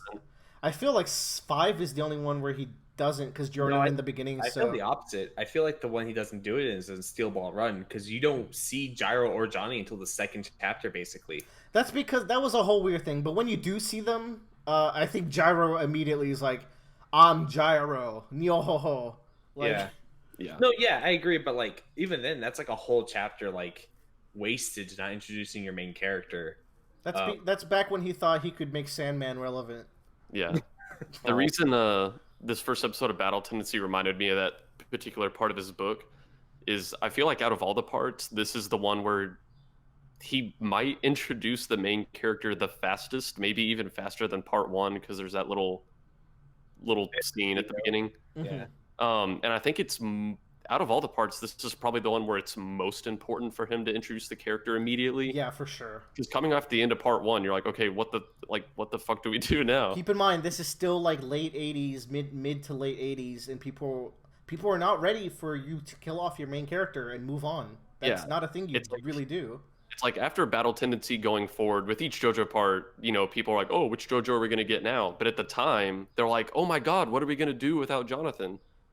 So, for the introduction itself, out of all the introductions we've gotten to a JoJo protagonist, I think I like Joseph's the best, because I've never, one, it's such a stark contrast from the JoJo that came before, and 2, we just get such an immediately good read on his personality. It's really well crafted, and then part of it is because what you said, it's the biggest difference. It's the biggest jump from one to the other that you could get. and there was no character like Joseph in the story at that point. By the end of part like 2 or 3, you've seen personalities of all sorts and types, but like Joseph is just like, oh, that's a kind of character that can exist in this world. That's really fun. Yeah. And Joseph's a very, I don't want to say complicated, but he's a very variant character, and there's a variety to him that you can believe. That he's very hot-headed and very aggressive and very angry at people very quickly, but at the same time he can be very cool and collective, and he's an inconsistent human being, and that's consistent within him. There's like in the spoiler part 4, I guess, when like you figure out that he cheats on his wife and has Josuke, like I was shocked, but at the same time I wasn't surprised. Yeah. like I was disappointed, but I was like, yeah, you did. You did. Like I wouldn't be surprised if Joseph did that.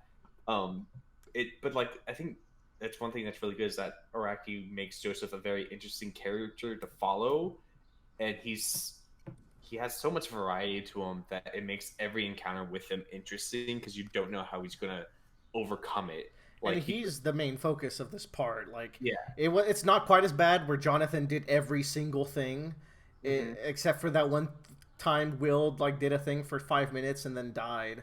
Yeah, but like Jonathan is like a solid 80% of this part. So like the fact that he's so alluring and fun really draws you in. Yeah. Yeah. Go on. He's neat. I mean, he's just a fun time. Like every time he's on screen, he's super charismatic, and like I think the biggest like jump to me is that he could be like super smart but also super dumb at the same time. Because he has a fight in the desert with Desert Man, and like he uses the cactus as water to transfer the Hammond up and like shoots the cactus into the guy's eyes and disables him. Like, wow, that was pretty smart. He was able to like get down there and use like a rule of Hammond we already know to his advantage and win the day. And then 5 minutes later, he dresses up in drag, thinking that's what's going to get him into the Nazi compound, and he's upset it fails. And then he just shoots coconuts at them, and they go, tacos! And then they pass out. It's great. Man, Tequila Joseph is a fucking classic. Yeah. That's such a Joseph move. It's a very good joke gag, too. Like, it's... Let's talk about the 5 main villains, because they're also a big part of this part. I guess there's 5. There's 3 plus Straits plus Santana. Yeah. So we can start. I talked about Straits a little bit. It's cool that he comes back and now he's actually interesting because he was barely in part 1, and now he's this vain guy who hated the fact that he's aging, so he's following after Dio. And the fight with Straits is such a good opening fight. It's one of the best in all of JoJo's, I think, as an opener. Because it really sells like Joseph's tactics of like I'm gonna do whatever is possible to win. I don't care like if I'm gonna be harming people or if it's gonna cause public damage. The point is not to like be honorable; it's to win and survive. That's quite not true because he does the Gatling gun thing where he just fires into the bar, but then he also like very explicitly gets baited when Straits kidnaps that girl. And then Joseph is like, I don't care, and then he's clearly lying. I think that's what kind of makes Joseph interesting, that he's going to try almost everything, but he knows like when he has to step up and be the hero, and it almost frustrates him to a point. True.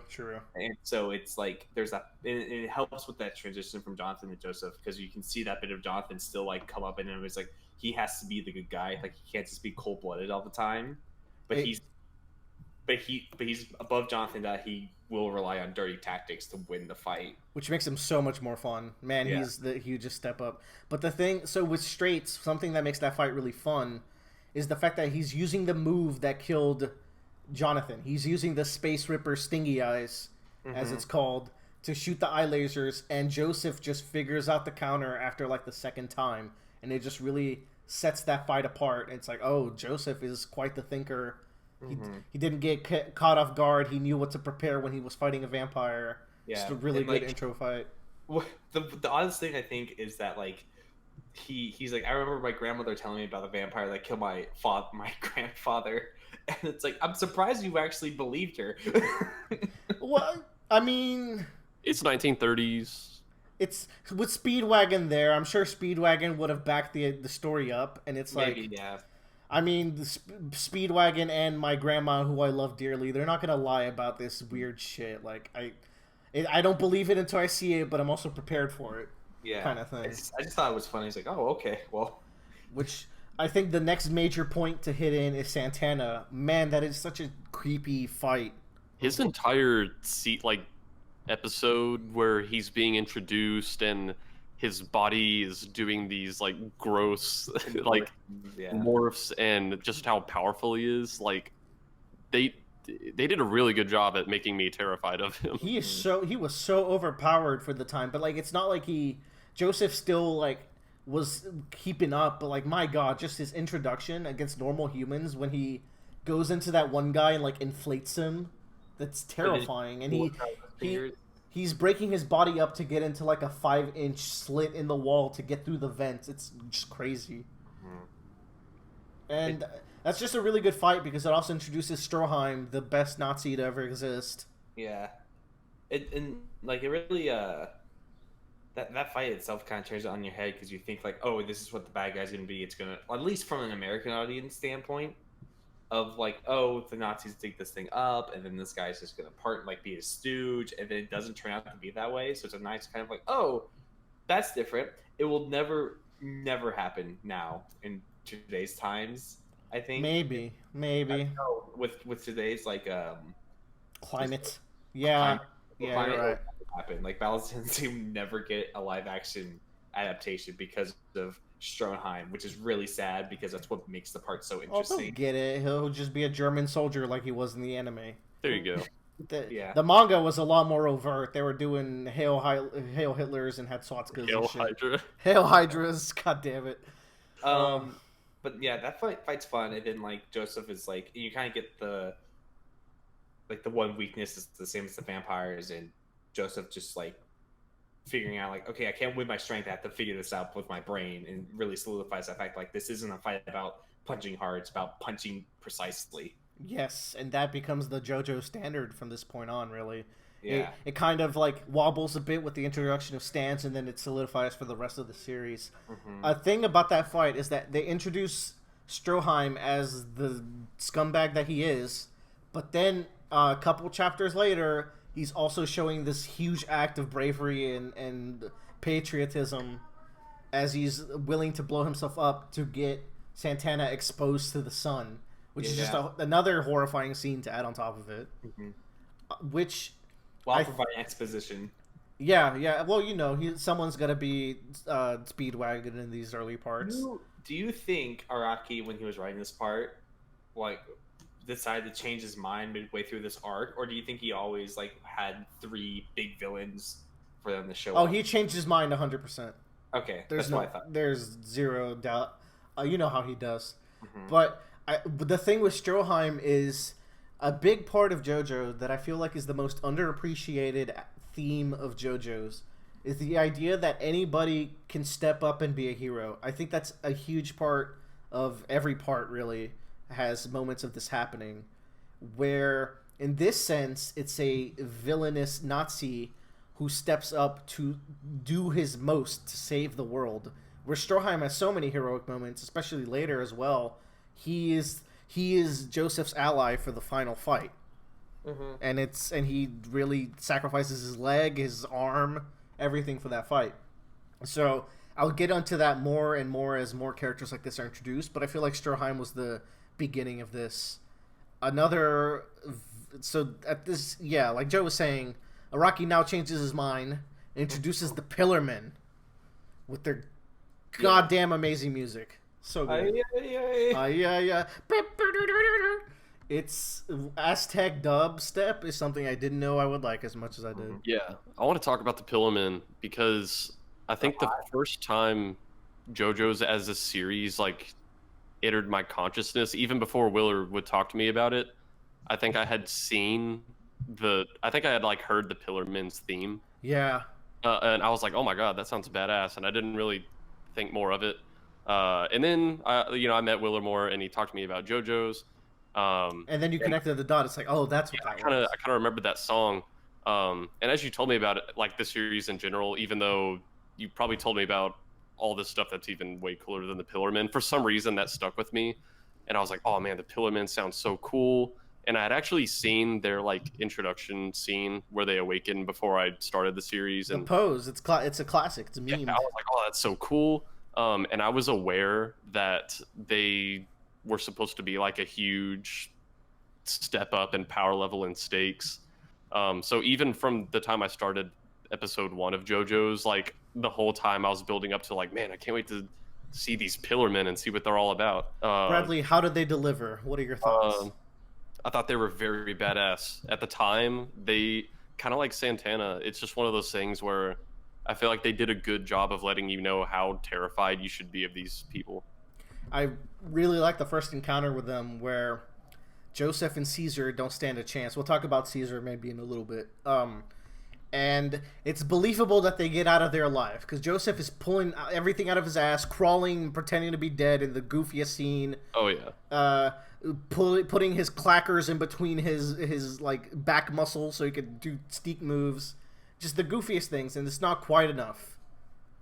And it sets this timer to the part where they corner them down and they're given 30 days. Mm-hmm. And I really like this scene because it's like AC/DC is like, okay, I'll get in. This sounds like fun. Hey, Cars, you want in? And Cars is like, no, that's so base. That's beyond me.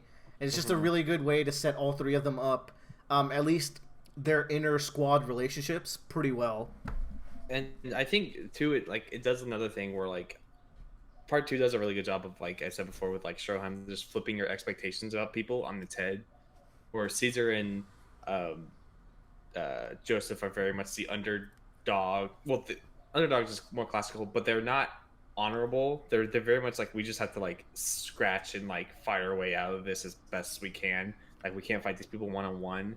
You know, all the Pillarmen are like the ones that are giving them a fighting chance, kind of like being honorable. Like, here's the duel time. Be here at sundown. Bring your best gun. You know, just like really kind of having some sort of honor to this fight. It's mostly because of Wham. You know, like he's really the reason why the Pillarmen died when you get down to it. But speaking of Wham, he is my favorite Pillarman. He's the best villain of this part. For sure, for me. Mm-hmm. I think he has the most like payoff when it comes to like his fight against Joseph with everything that happens. Yeah, he has 2 great fights. One against Caesar, which they even extended in the anime a little bit, where he does a couple more tornado moves, which is fun. And just the idea of that fight where Caesar screws up for a split second and Wham is like, that was the mistake to make. I will take advantage. And in that 1 second, he turns the tables around. That is such a fun moment for me, and it's very indicative of JoJo's, where split-second decisions can completely overturn the fight. And that's a good moment too, because like all up to this point, like we've always seen our protagonists win by those like split-second decisions on this part, like True. Joseph diving down the well, or using the cactus, or using the icicles to like make a ladder, which is probably my favorite bullshit moment of all of JoJo. That's such a fun one. That's a fun fight as well. Them falling down the ravine. It's like it's the weirdest. It's the non-traditional fights which become a thing in later parts. Mm-hmm. I really like that. This is the first like moment where like a bad guy's like, it's like, I got you. I'm a JoJo character too. Yeah, you overextended. I know how to kill you now, and just does it like ruthlessly. And it works. It's really tragic too. Let's talk about Caesar, because I know Bradley's not like the biggest fan of Caesar. I like Caesar a lot personally. I was gonna skirt around it because I think I am fully aware that I must be in the wrong, because I think I'm the only person on Earth who just didn't really care at his death scene. So I don't know. You guys tell me all about it. Well, as a character in general, I thought Caesar was like a really fun rival. He was a friendly rival to JoJo. Mm-hmm. The friendship that they build through their training, and when he reaches out to save Joseph, he does it without asking Lisa for permission. He asks for forgiveness because at that moment he broke her rules to save Joseph, hoping that she would forgive him. It's weird because like he puts her at such a high pedestal. Like, he looks up to her so much. It's brought up later as well. But he sees a friendship in JoJo that he's willing to break it. And it's just like, that's the moment where they become good rival bros, like The fact that I like Caesar because Joseph likes him. It's one of those things where it's like they have a good camaraderie, and he's very enjoyable as a result. I just remember like when they first meet each other, they're fighting in the park. It's so dumb. They're going, and then like Joseph is able to stuff a pigeon down his mouth. Jesus Christ, that's some JoJo's right there. Yeah. And I also like his move set of using Hamon bubbles. Very fun. The best application of Hamon, just period for me. Yeah. Because it fits. Like you can put your Hamon through this liquid surface, and I don't know. And just when you get to his backstory, his lineage as a Zeppeli is really interesting. Where he started off as like a ruffian. He meets his dad. His dad doesn't even realize it's him, but puts his life on the line to save him. And that really instills the idea that like a Zeppeli will sacrifice themselves when the time comes. And he does it for Joseph. He, with his last breath, that part really gets to me. Like, all bloodied up, he stands up and he goes up those steps, and he slips on his own blood, which is like the most pathetic thing. And before he can fall, he gets one last lunge and he pulls the ring out. The last thing he can do is pull the ring out and give it to Joseph, his last sacrifice. It's a really good way to build up on what they did with part 1 with the Zeppelis. So that death scene, really good. The music too, woo! The anime did it so well. I think he's neat. Cool. He ain't no gyro though. Joe and Bradley unimpressed. No, the thing about, I agree with you, Willer. It's like you have this great like rivalry build up between Joseph and Caesar the entire time, and you get to a point where like they pretty much are brothers, and you kind of see them one for one. They very much bounce off each other really easily. They're pretty much foils in their ideas of like who you should be and what it means to be a man for both of them. Yeah. And so like in that moment, like it's kind of like Caesar realizing that like he like respects and like appreciates Jojo for who he is, even though he's not his idea of a man, because they had that big fight right beforehand. Yeah. So it's just really nice. It's just a really, it feels very earned, especially everything that they've gone through, and you feel like they've kind of grown up together in the span of small 2 or 3 episodes span we've seen them together. How do y'all feel about Lisa? I thought she was very cool. Mm-hmm. The first big female character, like Erina was also there, and I really like Grandma Erina as well, like sassy grandma who everyone loves. But like Lisa was the first fighter. She doesn't get to do too much, but like her aura and like the way she trains the boys, she really leaves an impression. Mm-hmm. And she does really well against cars too. Like she just kind of dicked by him cheating, literally. He cheats. Which is funny because of everything else about Joseph and them. But she's great because she like is able to instill this coolness, and you feel very confident around her. And she's a great teacher, coach. A moment I really like is where Joseph's like, "Hey, you're not gonna let us die in this oil pillar, right?" And she just glares down at them. She doesn't say anything. Mm-hmm. It's such a good moment to just establish what kind of teacher she is. I like the part where she tries to do her cigarette and she fucks it up. That part is such a good part of the death scene too. Oh my god. Lisa Sensei, your cigarette's backwards. Come on, man. How was Araki already doing this shit that early? Shit, man. Let's talk about AC/DC. He's my least favorite by far. I don't like AC/DC. He's so forgettable, which is a real shame, because he kind of just shows up and you're kind of like, why? Like, I don't like his crying gimmick. Yeah, it's dumb. And I kind of like that it allows like Joseph to have this moment, and it gives you this kind of confidence, like, oh, they can beat him. They can beat him, and it kind of like fools you into thinking that Wham is actually going to be Caesar's kind of like pillar man to beat. But when you really think about it, like, that doesn't make sense, because it's like Joseph's whole arc of beating Wham because of he fucked up kind of deal. But gives you into this false idea of like, oh, they're going to go 1 for 1 and they're going to just tag team cars together essentially. You know, but nah. like, Yeah, his fight is probably my least favorite of the part, including like the pre-Pillarman fights. And the one thing I really like about him is that he's all about Sun Tzu and like mastery of war and like being a tactician. He's just a good foil to Joseph in that fight. It doesn't play off very interesting, but it has its moments, I guess. Yeah. But I will say that fight was the point where I went like, this show is really fucking weird. When like it's just his brain and his veins, and they like take over Suzy Q. Yeah, that didn't need to happen either. That was just like, woo. Bradley, what are your AC/DC thoughts? I think he looks cool, like his character design. Yeah.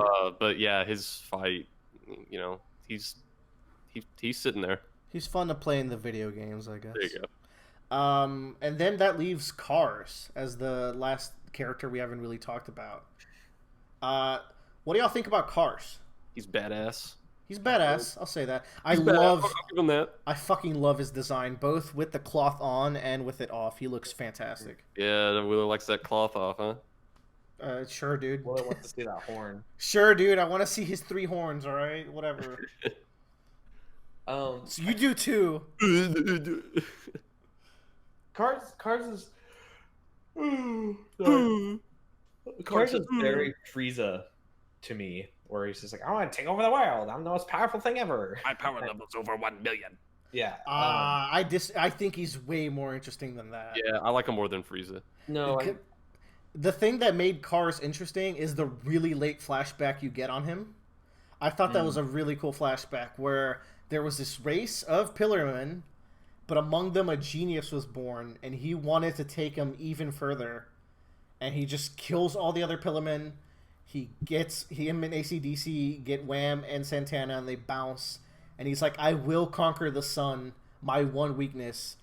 And the scene of him conquering the sun is one of the most iconic scenes in JoJo's for me, where he has his back to the sun and it's rising and he's wearing the mask and his hair's flowing like a god. Actually, the mask is already gone, but the hair part is true. And he says, this is to go even further beyond. Just like that. And then his hair grows. Yeah. And he screams for 3 minutes. So good. Sean Shamel was so good as Cars. Yeah. I think that is a really good scene, and then we're followed up by the greatest tactics in all of JoJo's. Nigerunda yo! Just running away. That needs to come back. Yeah. Josuke runs a lot in Part 8. I guess that's... I think Cars is a really good kind of like final villain, and like really shows that he is kind of like he's using everyone else's stepping stones to get what he wants. Yeah. And so it's a good foil. So it's like a generic villain plot, but I feel like he's executed well. Yeah.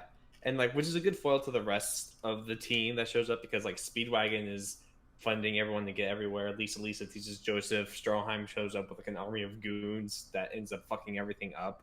Yeah, it happens. But like the idea of like coming together to be like one unstoppable force is something that I think becomes relevant between all of JoJo's, like with Dio, Kira, Diavolo, Pucci. Like it's just a constant theme. Everyone, the gang's all here. So as all the good things to say about Cars, I'd probably put him as my second least favorite of the main villains. Yeah, I think so too. Like right above Diavolo. He's maybe tied with Diavolo for me. It's because Diavolo has Doppio going for him. That's true. It's close.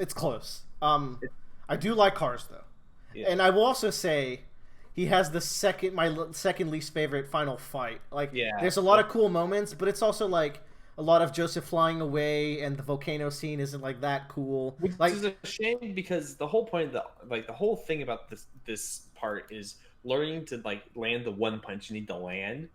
And setting yourself in a position to land that one punch, or it ends on just a complete like accident. But it's also part of the prophecy, and like fate is such a big part of every part of JoJo's. Where I think it's the biggest in 5, but every single part of JoJo's has like a big fate element, and I feel like that stone was a cool implementation of that. Yeah. It doesn't feel nearly as like earned as like some other parts that deal with fate strongly, like Part 7 Part 7 has a lot to deal with fate, but I also feel like... But I also feel like it wasn't overbearing. They mentioned the prophecy, and it's kind of funny because the stone gave birth to the ultimate creature, but it was also the one thing that could kill it. I like the cyclical loop that it made. It kills him, and then gets cloned 36 times, and then he comes back with a bunch of stands. We do not talk about that on this podcast. I'm serious. We won't give any credits to George Joestar. What are your favorite fights and characters of this part, and your least favorite fights and characters? Go, Bradley. I mean, Joseph is my favorite. I really love him. Not just in this part, but in all the parts he's in. For sure. Fight wise, I really liked his Santana fight. Good choice. Least favorite character, I guess, would be Essie Desi. Yeah. And his fight would also probably be my least favorite. Like, Smokey's barely in there, but I like Smokey more. Smokey! Smokey has some character to him. Yeah, Smokey's fun. He also becomes the mayor of Georgia or whatever. That's cool. Yeah. That's not how U.S. politics works, but that's fine. That's how Mafia works. Yeah. I think Joseph is really the standout character in this part. It's like hard to top him. That's why he's brought back for 2 other parts and is the most prolific JoJo right after Jotaro. Yeah. So it's that's kind of an easy gimmick, but I think my favorite fight is the Whamu versus Joseph fight in the arena. I was gonna say that is a hype ass fight. Because it basically is the climax of the entire part, because it's essentially like Joseph's revenge and him like learning like, okay, I can't just be a goofball all the time, but I can use that to my advantage to beat this character and beat him. The shit with the ricocheting balls is really dumb, but also so cool. And then how he rides opposite of Wham with the fire so that Wham can't sense him with his horn. And then just I love the final blow where Wham is just sucking in all this air. Joseph throws the oil so the oil can enter him, and then he uses his bandana from Caesar to ignite it. It's such a good final blow. See, and that feels like really earned, because it's like he's setting up all the pieces to the puzzle and like executing on it. It's like peak Joseph tactics, you know. It's really good. That being said, when Wham shoots his arms out of his chest and they hold on to Joseph even though they're disconnected, that's the dumbest shit, but in the actual dumb way. But like, we've already established the Pillarmen have like complete control over their bodies, so they're fucking better. It's not. I mean, we see Santana just like fold himself into like an origami like crane to get. But not like a disconnected body. Even AC/DC has to like use his veins to go grab it. Anyways, go on, Joe. Battle Tendency is good. You should read it, you nerds, or watch it, you nerds. Whichever one. Okay, well, my favorite's Joseph, and the chariot fight, and AC/DC is my least. Okay, bye. Oh wait, hold on. Where would y'all? So out of the parts we've covered, which is 1, 2, and 7, what's your current concurrent part ranking? Of the 3 parts? Yeah, well, we're gonna do this each time. I mean, like 7's the best. Obviously, it's 7-2-1 for all of us. All right. 7-2-1. Come on. Main character wise, what would y'all put? Like main character wise? Yeah, I'd probably also go 7-2-1. Main villain wise, 7-1-2. There you go. That was 7-1-2. Dio was a lot more compelling character than Cars because he has like a very human motivation, but is twisted. There you go. Those are the 3 things we'll cover. Dio can love. God damn it. Giorno is proof that Dio can love. Jesus. Okay, so we're almost done here. We're doing really good on time this time. I feel like we got better at summarizing things. Me and Bradley, was this 2 weeks ago? Yeah, I guess 2 weeks 1 week ago. Last weekend? No, the one before. Yeah, whatever it was. We played a video game called Momodora Reverie Under Moonlight, which is that the title? Yeah, that's the title, and it's technically Momodora 4, but you don't have to play the first 3, and in fact, the developers will tell you not to play the first 3.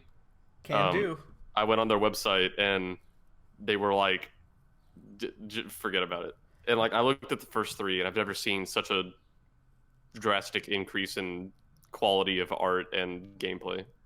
So to back it up, Momodora is a Metroidvania pixel art 2D game.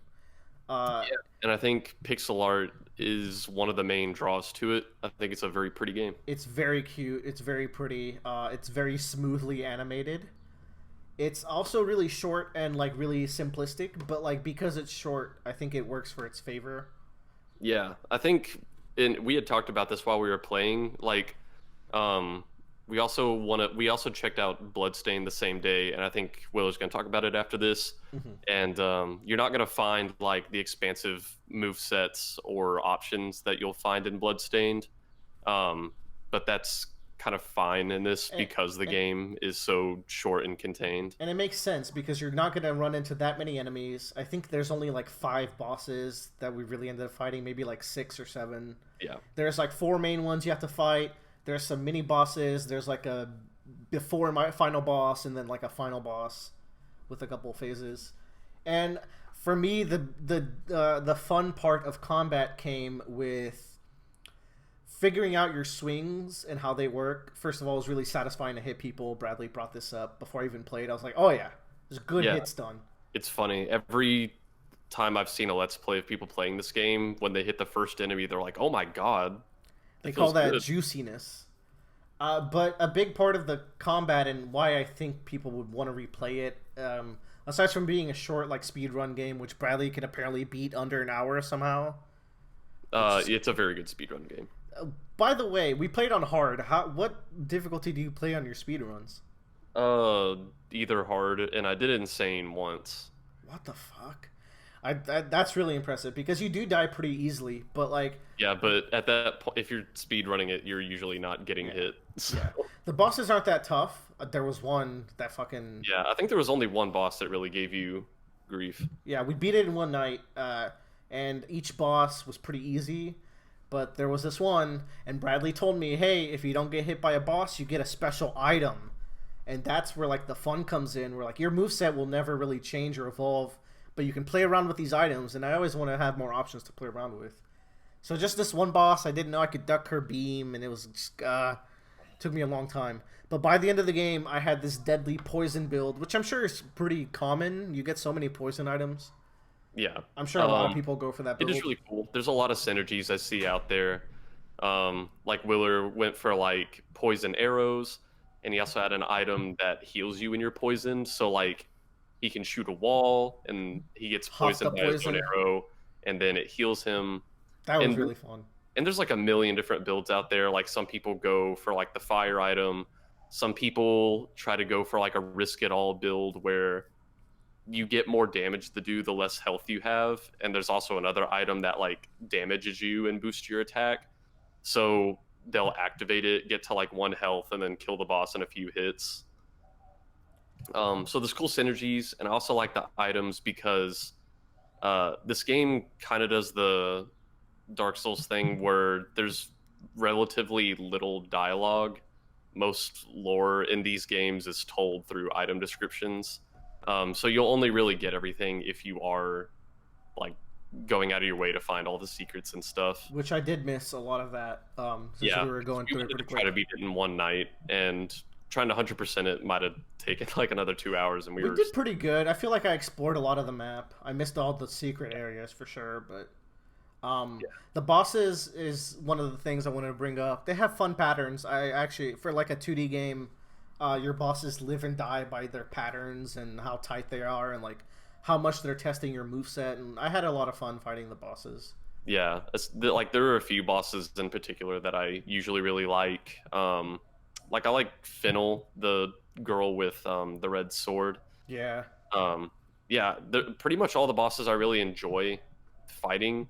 If there's one thing that I wish this game did differently, it's that I wish there's one mini boss we fought where Willard really had like his poison arrow build going, and there was one mini boss that is immune to arrows because he's wearing this metal armor.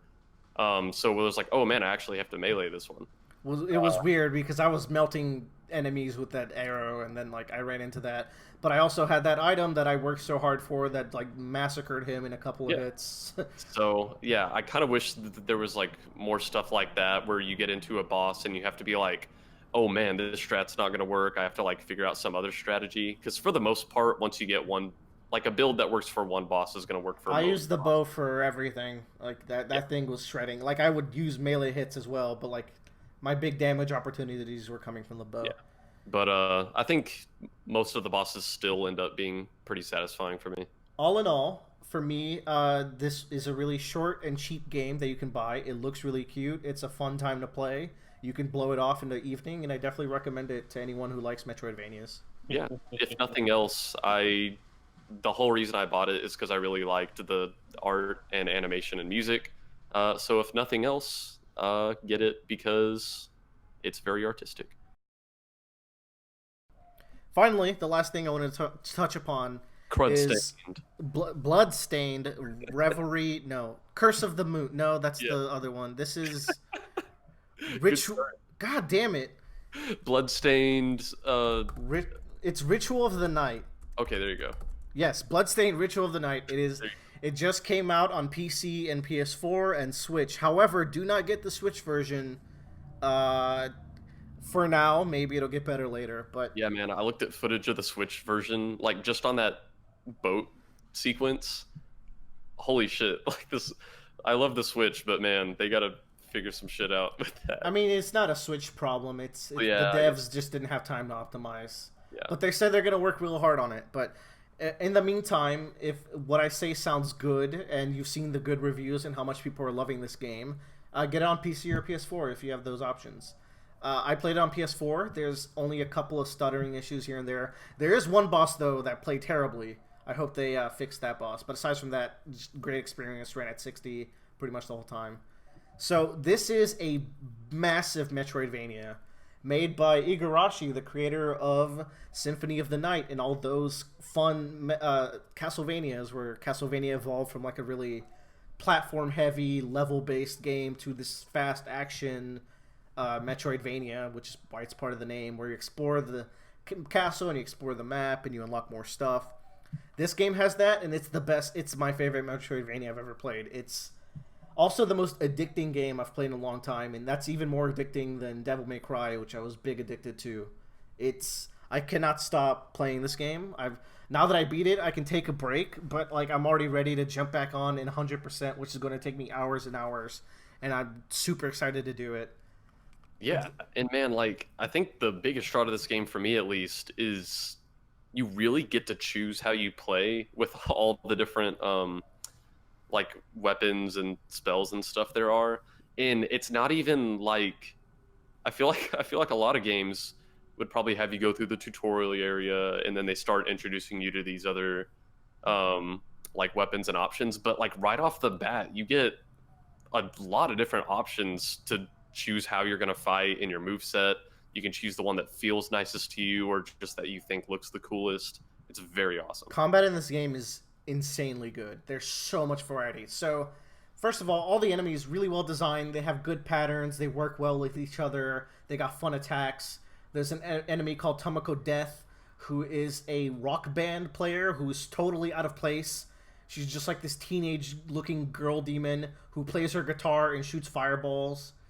And she's just there, and it's lovely. And then there's a giant dog enemy who's just a dog head, and he's just like a Rottweiler head. It's like, why is this here? There's so many like weird, goofy enemies, as on top of just like really badass-looking ones.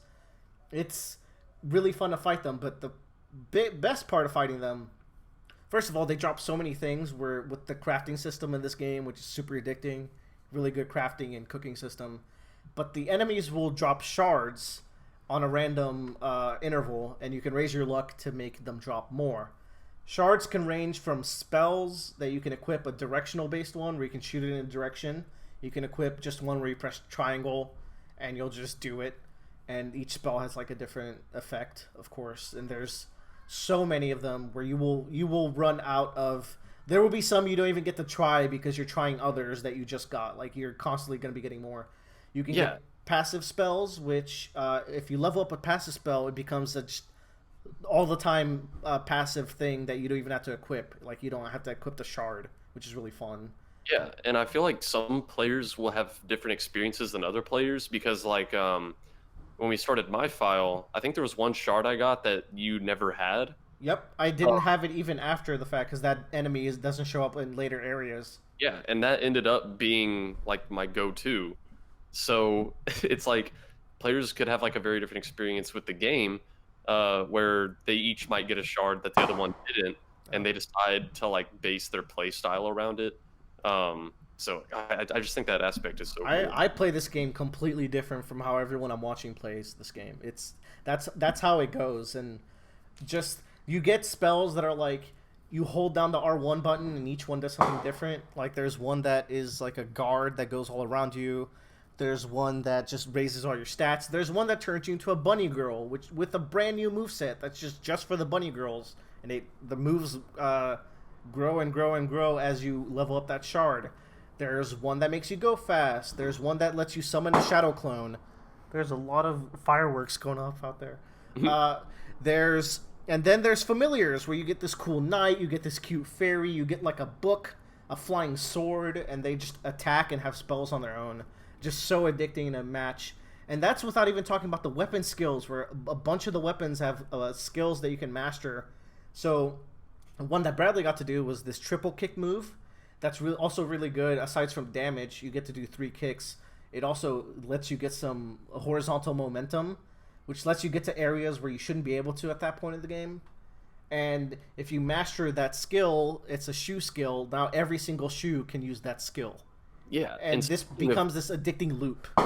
Yeah. Speaking of that skill, like it's activated by doing a quarter circle forward that you would be doing in a fighting game. Yeah. Which I thought was really cool that there are skills that are activated by doing certain motions, because like even just like a base weapon will have kind of a variety of things you can do. You can angle your strikes, you can do ducks, aerial attacks, stuff like that. But when you have a limited amount of buttons, you know, how do we do more moves? In some games like Metroid games, you know, you might have to go into a menu, equip your ice missile, like, equip this other move. But it's like, we don't need more buttons and you don't need to swap stuff out. What if we took a page from fighting games and you do a certain motion for the move? Fun fact, they took a page from fighting games in the late 90s because Castlevania games have had that since Symphony of the Night. So it's just a system that he brought over because it just works so well. Shows what I know. No, yeah, I'm just saying. I was always the Metroid half of Metroidvania. Yeah, but maybe you'll dive into the Bloodstained half of it. Yeah, man, this game's so good. For all the people out there who might not have like seen a lot of this game at this point, this is not a Mighty Number 9 situation. Like, oh God, holy crap! This game is the spiritual successor of all spiritual successors. Like, and it does it so it's the biggest castle. Like, it's such a massive place to explore. The movement options you get are insane. Just to like barely spoil a few. You get this laser that lets you teleport to the end of it, and you can bounce it off of mirrors, which lets you do these zaps to like places you couldn't get to. You get this ability that just inverts the world at any given point, and you can just activate it at any point. Suddenly, there's things in the ceilings that look suspicious, and now you can just interact with them. And that's just 2 of the many abilities that you get to like just interact with the world. What makes that even cooler is that as big as the map like already is, there's so many secrets and Easter eggs in this game that oh my god, it's so cool. You can also customize the way your character looks. My Miriam was looking rather cute by the end. I think this is clearly a game. Just by looking at it, you can tell this was like a passion project. Like, this is someone who really cares about what they were making. Not to mention, there's so much free DLC coming, including playable, like 2 more playable character that you can just play as in the whole game. And I know there's a randomized mode going, which I think will randomize the layout of the map. You know how those randomizers will randomize like Metroid and stuff like that? Yeah. They're just gonna build one into the game. Oh, so good. Because I can't wait. Because you know, if they didn't do that, someone would have tried to do that anyway. So they're like, you know what? We know people want this, so we're gonna do it. It's a big part of like what Metroidvanias have become. God, what else is worth bringing up? Like, where I won't kill too much time. The bosses are incredible. They're really fun. The one problem with this game is that it's visually jank here and there. It was made in Unreal with a lower budget, so there's some areas that look gorgeous. Like, the game will look gorgeous at times, but then the character models, like, they'll do like some weird animation. Like, there's this guy named Johannes who you meet early on. his walking animation is the worst thing ever, just straight up. Yeah, it's like Wheeler told me they clearly spent much more time on the main character than they did on the side characters. Yeah, it really shows. But it's really worth your time. There's so many fun secrets that I won't get into them, but like if you like Metroidvanias and you got $40 to spend, which is also less than your average game, get it. You can use a code to start off with hard and nightmare mode, which I didn't know, but like I have now started a hard mode playthrough and I'm going to start a nightmare mode playthrough, and like I'm going to end up beating this game 3 times and also 100%ing it on my normal file throughout the months. That's where we're at. So yeah, that's that went on for a while, but like that's what I got to say about Bloodstained. It's really good. If I had to cap it off, I'd say like it is refreshing to me to see a game where the developers care so much about both what they made and also the people playing it. There's also JoJo posing. There's the stone mask. Yes. And there's Joseph's breathing mask from part 2. There you go. Joe Hos and Joe Bros. Get in there. All right, let's wrap this baby up. Bradley or Joe, y'all got a question to end this on. Is Joe alive? Joe alive? I'm here. I had one, but I can't remember what it was. Oh no, you gotta do it. I gotta do the things. Okay, so let's say you're walking down the street, right? And this guy comes up to you, and he looks like one of the Pillarmen from JoJo's. He's super buff. Right. He's basically naked. Diaper thong. Yeah, and he says, "I want you to join me." And so you have the Doing choice. what? You can go with this man. You can have ultimate power, but you have to be. You're gonna look like a pillar man for the rest of your life. You're gonna be super buff, but also all the way naked. And oh fuck, yeah. So Not you your get finest you work. can go with him. You can be pillar man, have ultimate power. You get to be naked all the time, but you have to try and take on every one of the JoJos in combat. Oh. I was freestyling this hypothetical. I didn't go into it knowing what I was going to say. Yeah, you really did it. Let's see. Jonathan would be fine. That'd be easy. Yeah, you could be Jonathan. I think after Jonathan, they're superhuman beings who know every scientific fact they need to at the time. They all read Snapple facts. They do. You can't beat them. Do. Like Joe, you should give us a hypothetical. This will do. I mean, I can't do it. I would like to have the Pillarman body and physique, but will they kill me? Like, JoJo's don't generally kill. Like, Giorno will probably kill you. They kill you because you're a pillar man. Shit, Pillarmen die. Yeah. Yeah, no, I'm gonna die. There's no way. Shit, pillar man die. Yeah. Oh my god, what was my thing? Oh, it was. Well, that's what we got, folks. It was less of a hypothetical and more of like, is this right or is this wrong kind of deal. That's fine. We could use some of those, but you'll never think of it. Meanwhile, Bradley, myself, anything else we want to bring up that's going on? What's going on? I'm playing Final Fantasy VI right now. That's cool. I've been making a lot of Mario Maker levels. They're really fun. Same. Mario Maker, very cool. Everybody, I'm very sad. Everybody, including you, Bradley. By the way, I haven't been able to replicate that Ed and Eddie whistle sound that we were talking about. I was trying so hard, but I could not figure out. I think we made that up. No, it was definitely happening. Or maybe it's just a 3D World sound font or something. Oh, I don't know. Maybe that's what it is. Because I haven't been able to do it. Nuts, dude. Are you sure it wasn't like the bird?